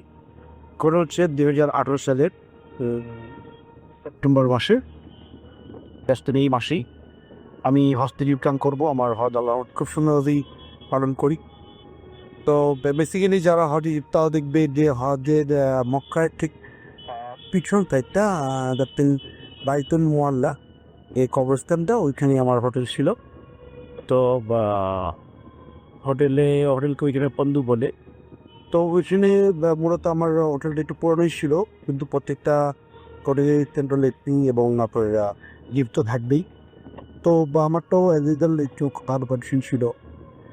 এক্সপোর্ট হচ্ছে যে যখন আপনি হোটেল মুভ করবেন দেখবেন প্রচুর পরিমাণে বিড়াল আপনার আশেপাশে আসতে। কুকুর রেয়ার, কুকুর দেখা যায় না বললেই চলে, কিন্তু বিড়াল অনেক অনেক বিড়াল। তবে এদের কোনো ময়লা আপনি রাস্তায় পাবেন না। তো বরাবর এভাবে চন্দ্রপুরে আমি পুরো হতে 43 ডে আমি ছিলাম। এর মধ্যে আমি বিড়াল নিয়ে মানে করি নেই, কারণ হ্যাঁ বিড়াল নিয়ে আমার একটু সমস্যা হতো আমার একটা রাজ্যের। তাই গেলে আমি আমার যে মোয়াল্লেম যে আমাদের গাইড আর কি, তাকে জিজ্ঞেস করলাম, তাকে মামা বলতাম, ওর নাম হচ্ছে মামুন। আমি হোটেলের নামটা বলবো না কারণ এটা যেহেতু ওনার ব্যবসা। তো ওনার হোটেলে যেমন প্রচুর বিড়াল, আমি আপনাকে ছবি পাঠাবো। তো এই বিড়ালগুলো রেগুলার বসে থাকতো, যখন নামাজ পড়ে আসতাম দিন হোক সকাল হোক সবগুলো বলে থাকতো। কিন্তু আমি কখনো তাদের পাড়াও করিনি, তাদের কখনো মানে ভাগানোর চেষ্টাও করিনি। তাই কিনা মাও জিজ্ঞেস এত বিড়াল এখানে, তো মানে ভয় লাগে। তো এর মধ্যে যেটা হলো, মাও বললো কখনোই বিড়ালদের আপনি এমন করবেন না যাতে ওটা খাতায়। তো এমনি কিউরিয়াসিটি নিয়ে জিজ্ঞেস করলাম, মামা আসলে ঘটনাটা কী কারণে আসলে এটা আপনি আমার বললেন? উনি বললো যে এটা আসলে মানে এটা এমন একটা জায়গা, আল্লাহর ঘর এখানে, কেতে এখানে মানুষ জিন থাকে, বেরোর উপরে থাকে। তো অত ভুল করে যদি আপনি কোনো ভুল গাপ করে ফেলে আর যেহেতু হজে আসছেন কেউ যেন ব্যথা না পায়, সে আপনি নামনা করতে হবে। তো ঠিক আছে, তো ভালো কথা। তা আমার মনে আসলে একটু কিউরিয়াসিটি ছিল যে মানে একটা ভয়ও ছিল যে কীভাবে এটা দেখা দেয় বা জানা দেয় আরও একটু। কেন আমি ভূত ফিল্ম শুনি অলমোস্ট 7-8 বছর তো হইতেই আমি শুনি, কিন্তু আমি রাতে শুনি না, আমি ডাউট করি সন্তান শুনি। দিনের আলো তো আমার একটু ভয়টা লাগে না ওরকম, রাতে শুনলে আমার রাতও কষ্ট হয় এবং আমার রাত ক্যারি হয়ে যায় সত্যি কথা যেটা বলতে। তো এই হিসেবে আমি চলে আসবো আমার সেপ্টেম্বরের 4 তারিখে, 6 তারিখ গিয়ে বাংলাদেশে ব্যাক করার কথা। তো 4 তারিখ আমি চলে আসবো, 4 তারিখ আমি নামাজ পড়তে যাবো, তাহাজ্জুদের নামাজ। যারা মক্কায় গেছেন বা হজে গেছেন তারা জানেন যে সৌদিতে মক্কায় কিন্তু তাহাজ্জুদের নামাজের আজান হয়, কিন্তু হয় না, আপনার জামাত হয় না। তো আমি মূলত সবাই ওই টাইমে 3টার মধ্যে উঠে যায়, তা আমিও রেগুলারের মধ্যেই উঠে গেলাম ওই টাইমে। তো ওঠার পরে আমি প্রথমে তাকিয়ে বাম পাশে তাকালাম, তাকায় দেখলাম যে 2জন লোক আমার পাশে দাঁড়ায় আছে, আর আমার রুমটা খুব অন্ধকার। আমি আমার রুমের ডিসক্রাইব একটু বলে দিচ্ছি, সেটা হচ্ছে যে কোনো একটা ফ্ল্যাটে যদি আপনি ঢুকলে একটা কমন স্পেস থাকে, তারপর ডান পাশে রুম, বাম পাশে রুম, আর ঢুকলে যে জায়গাটা সে হচ্ছে সিঁড়ি ঢুকলেই একটা বেসিন পর একটা বাথরুম পর। তারপর বাম পাশে আমার অ্যাটার বাথরুম সবার একটা রুম ছিল, সেটা আমাকে দেওয়া হয়েছিল যেহেতু আমি একটু হেলদি অ্যান্ড আমি আমার ক্যাটাগরিটা একটু ভালো ক্যাটাগরি ছিল, তাই কারণে আমার রুমে একটা বাথরুম ছিল। তো আমি রাতে ভয় পাই, এই জন্য রুমের লাইটটা কেউ জ্বালা দিত না। যারা আমার সাথে থাকতো তারা মিশ্রে আমি একটু বয়স্ক, আর আমরা 5 জন ছিলাম এক রুমের ভেতরে। তো এরকম যে রুম দিয়ে ঢোকার পরে আমার ওই কমন স্পেস থেকে বাম দিকে ঢুকলেই আমার রুমটা, ঢুকলেই প্রথমে বাম পাশে বাথরুম, বাথরুমে বড় বড় একটা বেড, তারপরে একটা বেড, ঠিক দরজার উল্টা কর্নারে এসির নিচে আমার বেডটা। তো রুমগুলো খুব বড়, অ্যাপ্রক্স আপনার 300 স্কোয়ার ফিট তো হবেই, 300 স্কোয়ার ফিটের রুম। তো এখানে সিঙ্গেল বেড থাকে। বা আমি এবারে শুনে ধরেন আমি রাত্রে দরজাটা খোলা রাখতাম যাতে ঘরটা একটু আরো ঠিক থাকে, এবং ওই দরজার সাথে সাথে আমি বাথরুমের লাইটটা জ্বালাই দিয়েও বাথরুমের লাইটটা টর্চারেট করা রাখতাম। তো যদি কেউ এই আলোর মাঝখানে দাঁড়াইতো অবশ্যই আপনার বুঝতে হবো যে কয়জন বা কে দাঁড়াইছে। হয়তো চেয়ার দেখতে পারবো না, কিন্তু অ্যাটলিস্ট তাদের ছায়াটা বুঝতে পারবো। তো আমার মনে হয়েছে আমি তাহাজ্জুদের নামাজ পড়ি শপে গিয়ে। তো আমি নর্মালি তাকাই দেখলাম যে 2 জন দাঁড়ায়। তো আরেকটা অত করে নিয়ে আসলাম। আমার জন্য টোটালি এই 46 ডেজ আমার ঘুম নিয়ে খুব সমস্যা হচ্ছে, বাট কারণ ওই যে 3 ঘন্টা একটা ডিফারেন্স থাকে, এই জন্য খুব কষ্ট হচ্ছে। তো আমি ঘুরে তাকাইলাম দেখলাম যে 2 জন লোক দাঁড়ায় আছে এবং আমার দিকে মুখ করে তাকায় একটা। তা আমি প্রথমে মনে করলাম যে হয়তো আমাকে ডাকতে আসছে তাহাজ্জুদের নামাজের জন্য। তো ওইখানে 2 জন দাঁড়াই আছে। তো আমি তাদের দেখি তারা যদি ডাকতেছে না, রুমটা অন্ধকার, তাদের আমি অবয় দেখতেছি, তো মনে করলাম হয়তো এখন সময় নেই, এই জন্য ডাকতে হবে, সময় হলে আমার টিকি রাখতে হবে। তা আমি তাদের দেখে উল্টে উড়ে গেলাম, দেওয়ালের দিকে মুখ করলাম। মুখ করার পর সাথে সাথে আমি চিন্তা করলাম, আমার টেকিংটাও না, আমার মাইন্ড কাজ শুরু করলো যে যদি তারা আমার ডাকতে আসে রুমের লাইট জ্বালা নেই কেন। তো এটা চিন্তা করে আমি তাকাইলাম, দেখলাম দাঁড়ায় আছে। তো রুমটা অন্ধকার, আর স্বাভাবিক আমার রুমের সব আমি 5 জন মধ্যে 3 জনই বয়স্ক, সেক্ষেত্রে তারা অবশ্যই রুম তো লাইট জ্বালাবি। কিন্তু দেখলাম যে দাঁড়াইয়া, তখন আমি প্রথমবার জিজ্ঞেস করলাম কে, দ্বিতীয়বার জিজ্ঞেস করলাম কে, তৃতীয়বার আমি জিজ্ঞেস করলাম কে বলে আমি চিৎকার দিয়ে উঠলাম। চিৎকারটার সাথে সাথে আমি আমার রুমে যারা ছিল তারা সব উঠে গেল, উঠলো। উঠে ক্লিজার বিক্রি। আমার নাম আসল নাম হচ্ছে আরিফ, ডাক নাম জনি। তো আমার যে হ্যাঁ আরিফে কি, আমি বললাম না ভাই কিছু হয় নেই, মনে হয় তার যদি আমার সময় হয় না, মাত্র তো 2টা বাজে, আরও 1 ঘন্টা আছে ঘুমান। তো আমার মাথায় কাজ করতে যে ওটা কে ছিল, লাইট যাওয়ার পরে কিছুই নেই। তো এটা আমি আর কাউকে বলিনি, কারণ আমার সাথে যারা থাকে তাও এটা ভয় পেতে পারে, সেই জন্য আমি আর কাউকে কিছু বলি। তো এটাই ছিল আমার ঘটনা। আসল ভাই, যদি ভালো লাগে শেয়ার করবেন, কাই গিয়ে নিতে না, যদি ভালো লাগে আমাকে জানাবেন। আমার রেডিও পড়তে আমি রাতের সাথে, এবং আপনাদের সবাইকে আরো একবার স্বাগত জানাচ্ছি আমাদের আজকের ভূত এফএমে, এবং আশা করছি যারা শুনছেন আমাদেরকে এনজয় করছেন, এবং অবশ্যই আপনাদের মতামত জানাবেন যে কেমন লাগলো। এবং মানে ভূত এফএম শেষ হয়ে যাচ্ছে বলে আপনি সবকিছু ভালো বলবেন না, অবশ্যই আপনার অবশ্যই জানানোর রাইট আছে যে কোনটা ভালো লাগছে কোনটা খারাপ লাগছে।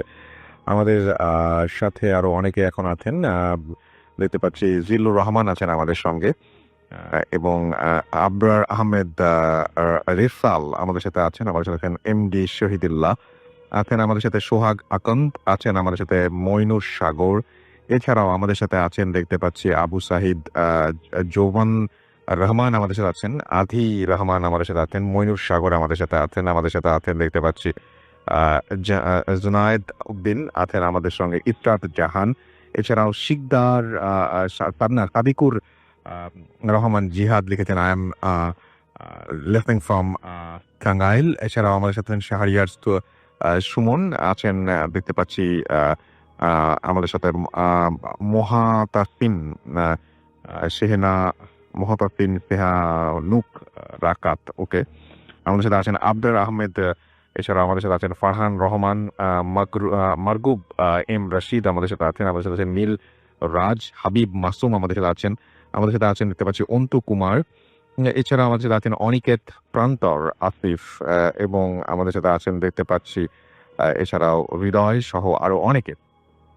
এটা পড়ছিলাম রেডিও পূর্তির পেজ থেকে।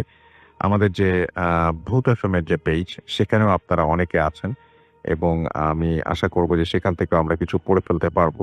আমাদের সাথে যারা এই মুহূর্তে আমাদেরকে শুনছেন ভূত এফএম পেজ থেকে, আমি পেজের অ্যাড্রেসটা একটু বলি, www.facebook.com/ভূতএফএম.রাতেল। শাহনেওয়াজ রানা আমাদের সাথে আছেন, আলিন আবিদ খান আমাদের সাথে আছেন, আমাদের সাথে আছেন দেখতে পাচ্ছি। এছাড়াও আরো অনেকে এবং আপনারা লিখছেন যে ভূত এফএম কেমন লাগে। আপনারা এই পেজে আসলে যদিও পেয়ে যাবেন। আমরা কিছু মেসেজও আজকে শো শেষ করার আগে পড়তে চাইবো এবং আমাদের সাথে যারা লিখছেন তাদের মধ্যে আছেন দেখতে পাচ্ছি, এছাড়াও ফুয়াদ, এছাড়াও মেহেদি সিএসকে আছেন আমাদের সাথে দেখতে পাচ্ছি। তিনি লিখছেন যে অডিও ক্লিপ ভালো হয় না, আমার মনে হয় সাউন্ডে জ্বর বেশি ডিস্টার্বিং লিখেছে। উৎস কুমার আমাদের সাথে আছেন, তৌহিদ হাসান আমাদের সাথে আছেন, আমাদের সাথে আছেন দেখতে পাচ্ছি অমৃত প্রেজন, আমাদের সাথে আছেন তরিকুল তপু মিরপুর ঢাকা থেকে আমাদের সাথে আছেন দেখতে পাচ্ছি, এছাড়াও মাহিদুল ফুয়াদ সহ আরো অনেকে।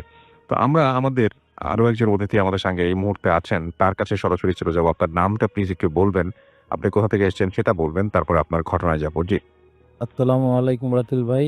আসসালামু আলাইকুম বিসলাত। আশা করি সবাই ভালো আছেন। আমি শাহিন মাহমুদ, আসছি উত্তর বাড্ডা থেকে। আমার দেশের বাড়ি বরিশাল বিভাগ, পটুয়াখালী জেলা। তো আমি আজকে যে ঘটনাটা শেয়ার করব সেটা হচ্ছে আমার দুই বন্ধুর কাছ থেকে শোনা। জি, আমার দুই বন্ধু যাত্রাবাড়িতে চাকরি করে, একটা কোম্পানিতে চাকরি করে। 2019 সালে আগস্ট মাসে ছুটি পেয়ে দুজনে বাড়ি যায় ঘুরতে, বেড়াতে। তো তারা সারাদিন ঘুরে ফিরে বাড়ির পাশে সন্ধ্যাবেলা একটা বাজারে যায় আড্ডা দিতে।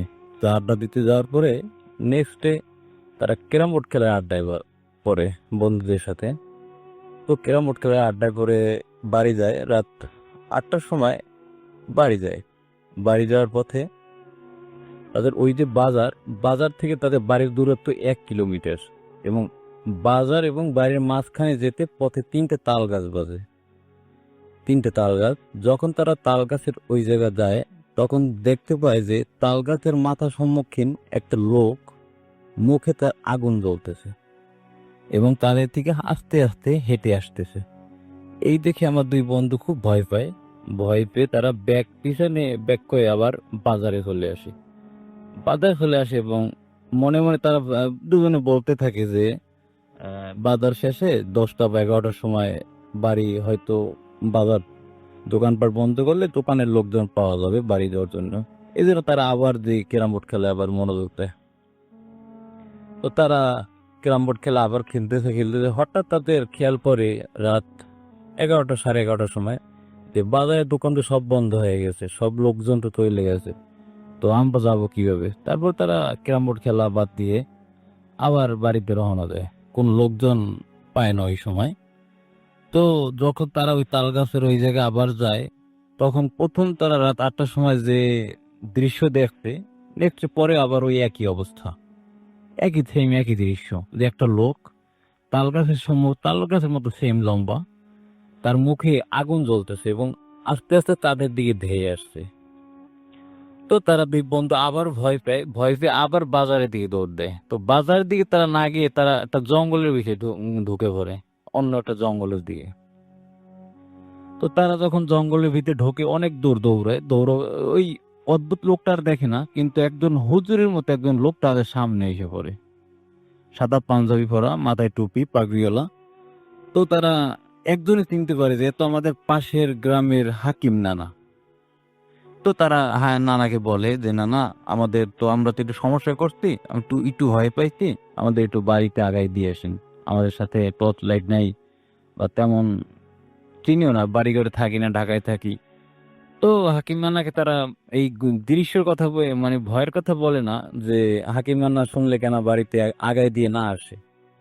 এই ভেবে তারা হাকিম নানার সাথে বাড়িতে রওনা দেয়। পরে তারা ভালো মতোই বাড়ি যায়, কিন্তু বাড়ি যখন যায় একজন ঘরে যায়, পরের জন্য কে হাকিম নানা ডাক দেয় উঠানে, যে একটু এদিকে আসো, শুনে যাও। একটু দূরে উঠানে একটু দূরে ডেকেই বলে যে তোমরা আমার কাছে যে জিনিসটা লুকাইছো, এই জিনিস সম্বন্ধে আমি সবই জানি এবং আমি তোমাদের অনেকবার জিজ্ঞেস করি, তোমরা আমাকে বলো নাই এবং তোমাদের বলার আমার প্রয়োজন নেই। কিন্তু তোমরা যেই পথের যে ভয় পাইছো এই পথ থেকে একটু সরে মানে একটু সতর্কভাবে চইলো। এই বলে হাকিম নানা তাদের বিরে দিয়ে চলে গেছে। পরে রাতে তারা শান্তিমতো ঘুমাইছে, কোনো প্রবলেম হয় নাই। সকালবেলা যখন তারা ওঠে, দিনের বেলা আমার দুই বন্ধু তারা বাবা মার সাথে জিনিসটা শেয়ার করে যে এরকম রাতের বেলা বাজার থেকে আসার সময় তো এই প্রবলেম হয়েছে। পরে ওই হাকিম নানা পাশের গ্রামে হাকিম নানা আমাদের তোপদর ফিরে আনছে। পরে তার বাবা মা যে কথা বলে সে কথা শুনে তারা আরো আশ্চর্য হয়ে যায় যে তারা তো ঢাকায় থাকে, তারা তো দেশের সম্বন্ধে কিছু জানে না। ও তারা শুনতে পায় যে হাকিম নানা আরো 1-1.5 মাস আগে সে রোড অ্যাক্সিডেন্টে মারা গেছে। পরে তারা ওই কথা শুনে তো আরো আতঙ্ক হয়ে পড়ে। পরে শুনতে পায় যে হাকিম নানা এরকম আরো অনেক লোকজনকে রাতে এরকম সহযোগিতা করছে। হয়তো যদি কেউ বাজার থেকে ভারী বোঝা নিয়ে যদি কেউ বাড়ি যায়, অপরিচিত লোকে বাজারের বোঝাটা বাড়িতে আগায় দিয়ে আসে। এরকম আরো অনেক ঘটনা আছে। পরে আমার বন্ধু এটা আমার সাথে শেয়ার করলো। এই ছিল আমার ঘটনা। থ্যাংক ইউ সো মাচ আপনার ঘটনার জন্য। আপনাকে অনেক ধন্যবাদ। ওয়ালাইকুম আসসালাম। এবং আমি আপনাদের আরো একটা খবর এই মুহূর্তে জানিয়ে যেতে চাই, আর সেটি হচ্ছে যে সারাদিনের ব্যস্ততার পরে যখন একদম ক্লান্ত, তখন এক কাপ নেসক্যাফে কফির মগ শরীরকে করে তোলে একদম চাঙ্গা। এর সাথে ঝটপট করে মাত্র 2 মিনিটে ম্যাগি নিউজ রান্না এনে দিবে অপুরন্ত খুশি। মজার মজার নেসলে প্রোডাক্টের রেসিপি সাজেশন বা নেসলে প্রোডাক্ট সংক্রান্ত যে কোনো তথ্য পেতে ফ্রিতে, একদম ফ্রিতে কল করুন 0800016127 নাম্বারে। তাহলে আপনি জেনে যাবেন সবকিছু। আমরা যেটা করব সেটা হচ্ছে যে আজকের মতো আমরা বিদায় নিব না এখনই, তবে আমরা আপনাদের জন্য একটা ফ্রাইডে 13th ওপরে একটা ক্লিপ প্লে করব এবং আমি তার আগে আপনাদের কিছু মেসেজও পড়বো। রাইট, আমি বলেছিলাম যে আপনাদের কিছু মেসেজ পড়বো, সেই মেসেজগুলো আমি একটু পড়ে ফেলতে চাই। এবং যারা এই মুহূর্তে আমাদের লিখছেন মেসেজে, তাদের মধ্যে অনেকে আছেন এবং আমরা দেখতে পাচ্ছি যে মেহেদি হাসান 3 রুমমেট মিলে তারা শুনছেন, আমাদেরকে মেসেজে পাঠিয়েছেন। এমনি তুষার আমাদের সাথে আছেন, দেখতে পাচ্ছি আদি রহমান এবং তিনি যে ওয়ার্ল্ডের অনেক জায়গা থেকে ভূত এফএম শুনেছি। মোস্ট পপুলার রেডিও শো হচ্ছে ভূত FM, we love your show. অনেক লম্বা লম্বা মেসেজ অনেকে পাঠাচ্ছেন। মুস্তালিন মায়ান আমাদের সাথে আছেন, আমি সব সময় নিয়ে পড়বো ইনশাল্লাহ। এহসান হাবিব আমাদের সাথে আছেন, তাহারিমা তাবাসসুম আমাদের সাথে আছেন দেখতে পাচ্ছি, রাফতান এছাড়াও আমাদের সাথে আছেন দেখতে পাচ্ছি, আপন শাহিন আমাদের সাথে আছেন, সাদিক এছাড়াও আছেন আমাদের সাথে, নাকিব হাসান রাইফ নাইফ আমাদের সাথে আছেন দেখতে পাচ্ছি, আহমেদ ইরফান সহ আরো অনেকে। তো যাই হোক, আজকের মতো আমরা বিদায় নিতে চাচ্ছি। তবে বিদায় নেওয়ার আগে এখনই শেষ করছি না। আমরা সবাই জানি যে আজকে আমরা যখন শো শুরু করছিলাম তখন ফ্রাইডে 13th ছিল, সুতরাং ফ্রাইডে 13th ওপর অবশ্যই একটা ক্লিপ প্লে করব। এবং আপনারা সবাই জানেন যে অলরেডি 14 ডিসেম্বর হয়ে গেছে। 14 ডিসেম্বর বুদ্ধিজীবী দিবস। আমাদের সবচাইতে মেধাবী সন্তানদের, আমাদের যারা আমাদের সামনের দিকে এগিয়ে নিয়ে যাবেন, যারা বাংলাদেশকে দিক নির্দেশনা দিবেন, তাদেরকে হত্যার মাধ্যমে, এক নৃশংস হত্যার মাধ্যমে এক কালো অধ্যায় সূচিত হয় ইতিহাসে। এবং সেইটা আমরা সেই বুদ্ধিজীবীদের স্মরণ করছি শ্রদ্ধা ভরে। এবং বাংলাদেশ এমন একটা বাঙালি জাতি, এমন একটা জাতি যারা বারবার ঘুরে দাঁড়াতে জানে। তো আমাদের যে পঙ্গু করে দেওয়ার কথা ছিল, আমাদের যে একেবারে নিঃশেষ করে দেওয়ার কথা ছিল, সেখান থেকে কিন্তু আমরা আবারও ঘুরে দাঁড়াতে পেরেছি। কিন্তু আমাদের সেই মেধাবী সন্তানরা যদি আজ বেঁচে থাকতেন, তাহলে হয়তো আমাদের এই গতি আরো অনেক বেশি ত্বরান্বিত হতো। তো আমরা ফ্রাইডে 13th পরেই আমরা আবারও তাদের স্মরণে প্লে করব সবকটা জানালা খুলে দাও না। এবং সেই সাথে আমরা বিদায় নেব। আজকের মতো এখানেই শেষ করছি। কথা হবে আবারও আগামী শুক্রবার। সেই পর্যন্ত সবাই ভালো। বা ব্ল্যাক ফ্রাইডে কি শুধুই কুসংস্কার, নাকি সত্যি দিনটার আলাদা কোনো বিশেষত্ব আছে? গত ফেব্রুয়ারিতে একটা শুক্রবার কাটালাম আমরা, যেদিন তারিখটা ছিল 13। সব কিছু কি প্রতিদিনের মতোই ঘটেছিল সেদিন, নাকি দিন কি অশুভ ছিল আপনার জন্য? একটু মনে করার চেষ্টা করুন। যদি ধরে নেন যে শুধু একটা ওয়েস্টার্ন সুপারস্টিশন, তাহলে এক্ষুনি মাথা থেকে সব চিন্তা ঝেড়ে ফেলুন। যদি মনে করেন ফ্রাইডে দ্য 13 সম্পর্কে জানা মানে শুধু শুধু টেনশন বাড়ানো, তাহলে শোনা বন্ধ করুন। আর যদি সত্যি দিনটি নিয়ে কোনো কৌতূহল থাকে, শুধু তাহলেই জেনে নিন এই দিনটির খুঁটিনাটি। The interviews. গত মাসে আমরা আপনাদের কাছে জানতে চেয়েছিলাম কে কে বিশ্বাস করেন ফ্রাইডে দ্য 13th অশুভ। কেউ বিষয়টি বেশ একটা কুসংস্কার বলে যেমন উড়িয়ে দিয়েছেন, তেমনি কেউ কেউ এই দিনে জীবনে ঘটে যাওয়া কিছু নেগেটিভ ঘটনার সাথে দিনটির সাদৃশ্য খুলেছেন বা খারাপ কিছু ঘটার জন্য দিনটিকে দায়ী করেছেন। কেউ কেউ জাস্ট অধৈর্য হয়ে অপেক্ষা করেছেন পরবর্তী ঘটনা শোনার জন্য। আমরা আমাদের কাছের কিছু মানুষের কাছে জানতে চেয়েছিলাম এই দিনটি সম্পর্কে। চলো শুনে আসি তারা কি বলেন। ফ্রাইডে দ্য 13 তো একটা হরর ফিল্ম, ওই যে জেসন, ওই জেসনের মুভিটা, তাই না? Friday the 13th, I don't know. আমি আসলে হিস্ট্রিটা জানি না, বাট আমি জাস্ট জানি যে Friday the 13th মানে কোন একটা কুফা আছে ডেফিনেটলি। সো ইয়া, ফ্রাইডে তো 13, এটা আবার কি? নর্মালি ফ্রাইডে আমাদের জন্য অনেক অসপিশিয়াস একটা দিন, আমরা অনেক ভালো মনে করি, মঙ্গল মনে করি দিনটাকে। কিন্তু যখন 13th এটার সাথে অ্যাড হয়, 13th ফ্রাইডে, তখন কিন্তু খুব ভয়ানক একটা ব্যাপার হয়ে যায়, ভয় লাগে। স্পেশালি বিকজ ব্ল্যাক ফ্রাইডে কিন্তু এখান থেকেই এসেছে, আর 13 ইজ ভেরি আনলাকি নাম্বার। তো সব মিলিয়ে কিন্তু ব্যাপারটা খুবই বলতে পারি ভৌতিক। ফ্রাইডে দ্য 13 তো ব্ল্যাক ফ্রাইডে? না না, এইসব নিয়ে আমি একদমই কথা বলতে পছন্দ করি রে। এমনিতে বেসিক্যালি যেহেতু খুব জীবনে যে কোনো মুহূর্তে যে কোনো দুর্ঘটনা করতে পারি, কিন্তু এই দিনটিতে কোনো দুর্ঘটনা ঘটা মানে দিনটিকে দায়ী করা। The history.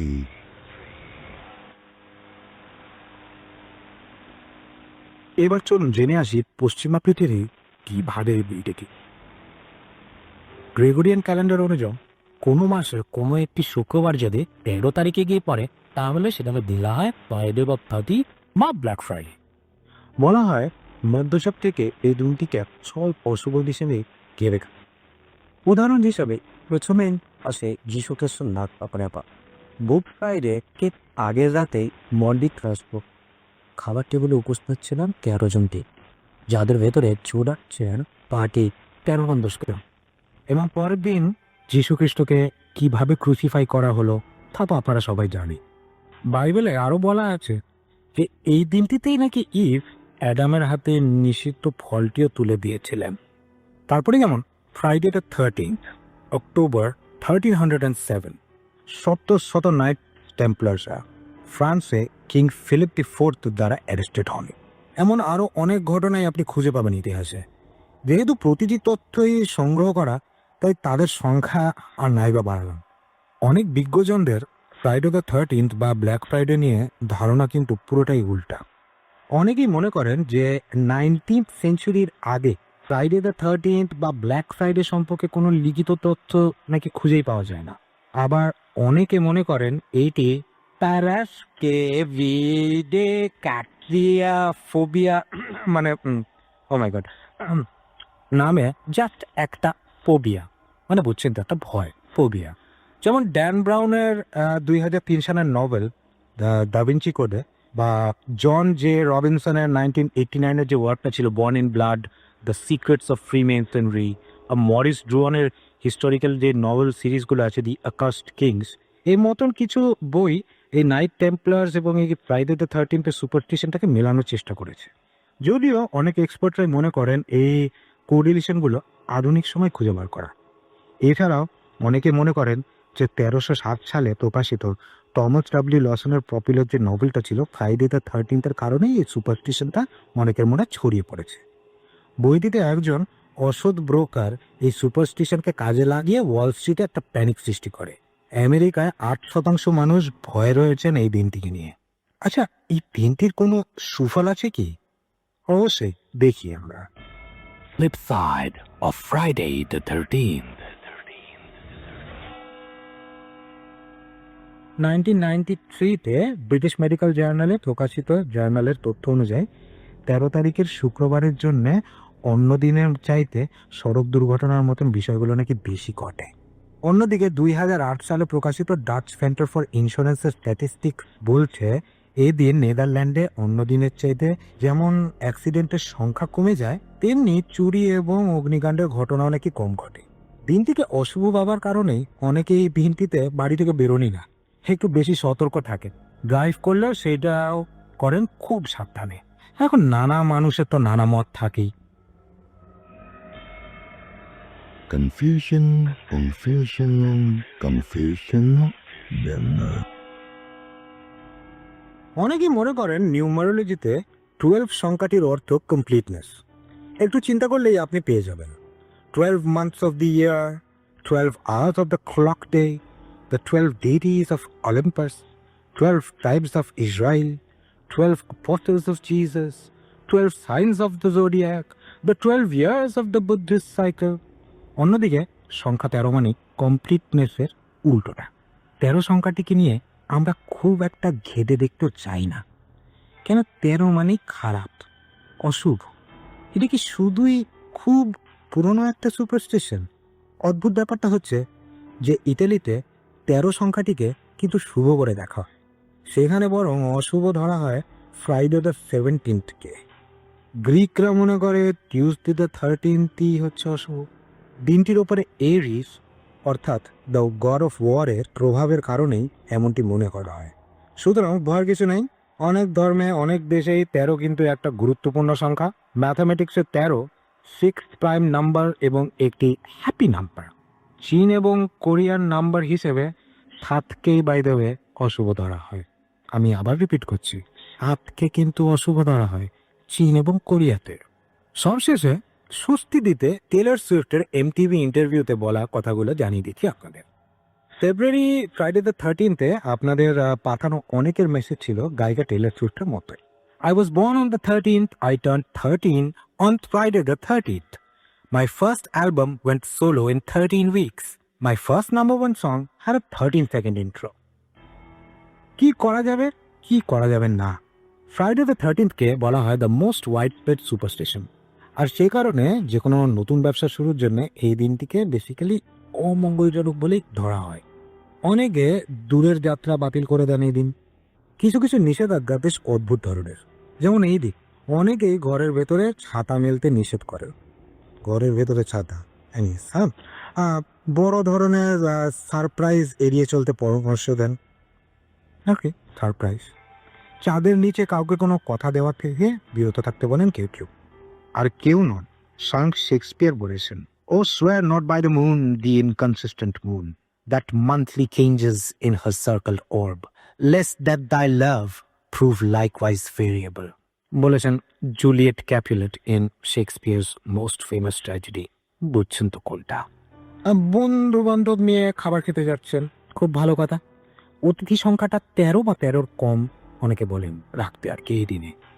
অনেকে আবার বলেন যে এই দিনে নাকি আয়না ঢেকে রাখতে হয়। আবার অনেকে বলেন যে এই দিনে কোনো মাছের প্রচলিত নাম মুখে নাকি আনতে নেই। যেমন ধরুন ইলিশ মাছ না বলে আপনি যদি এখন টেনিউলাস ইলিশা বলেন, মানে যেটা হচ্ছে কি বেসিক্যালি ইলিশ মাছের বৈজ্ঞানিক নাম, তাহলে হয়তো ঠিকঠাক থাকবে আর কি।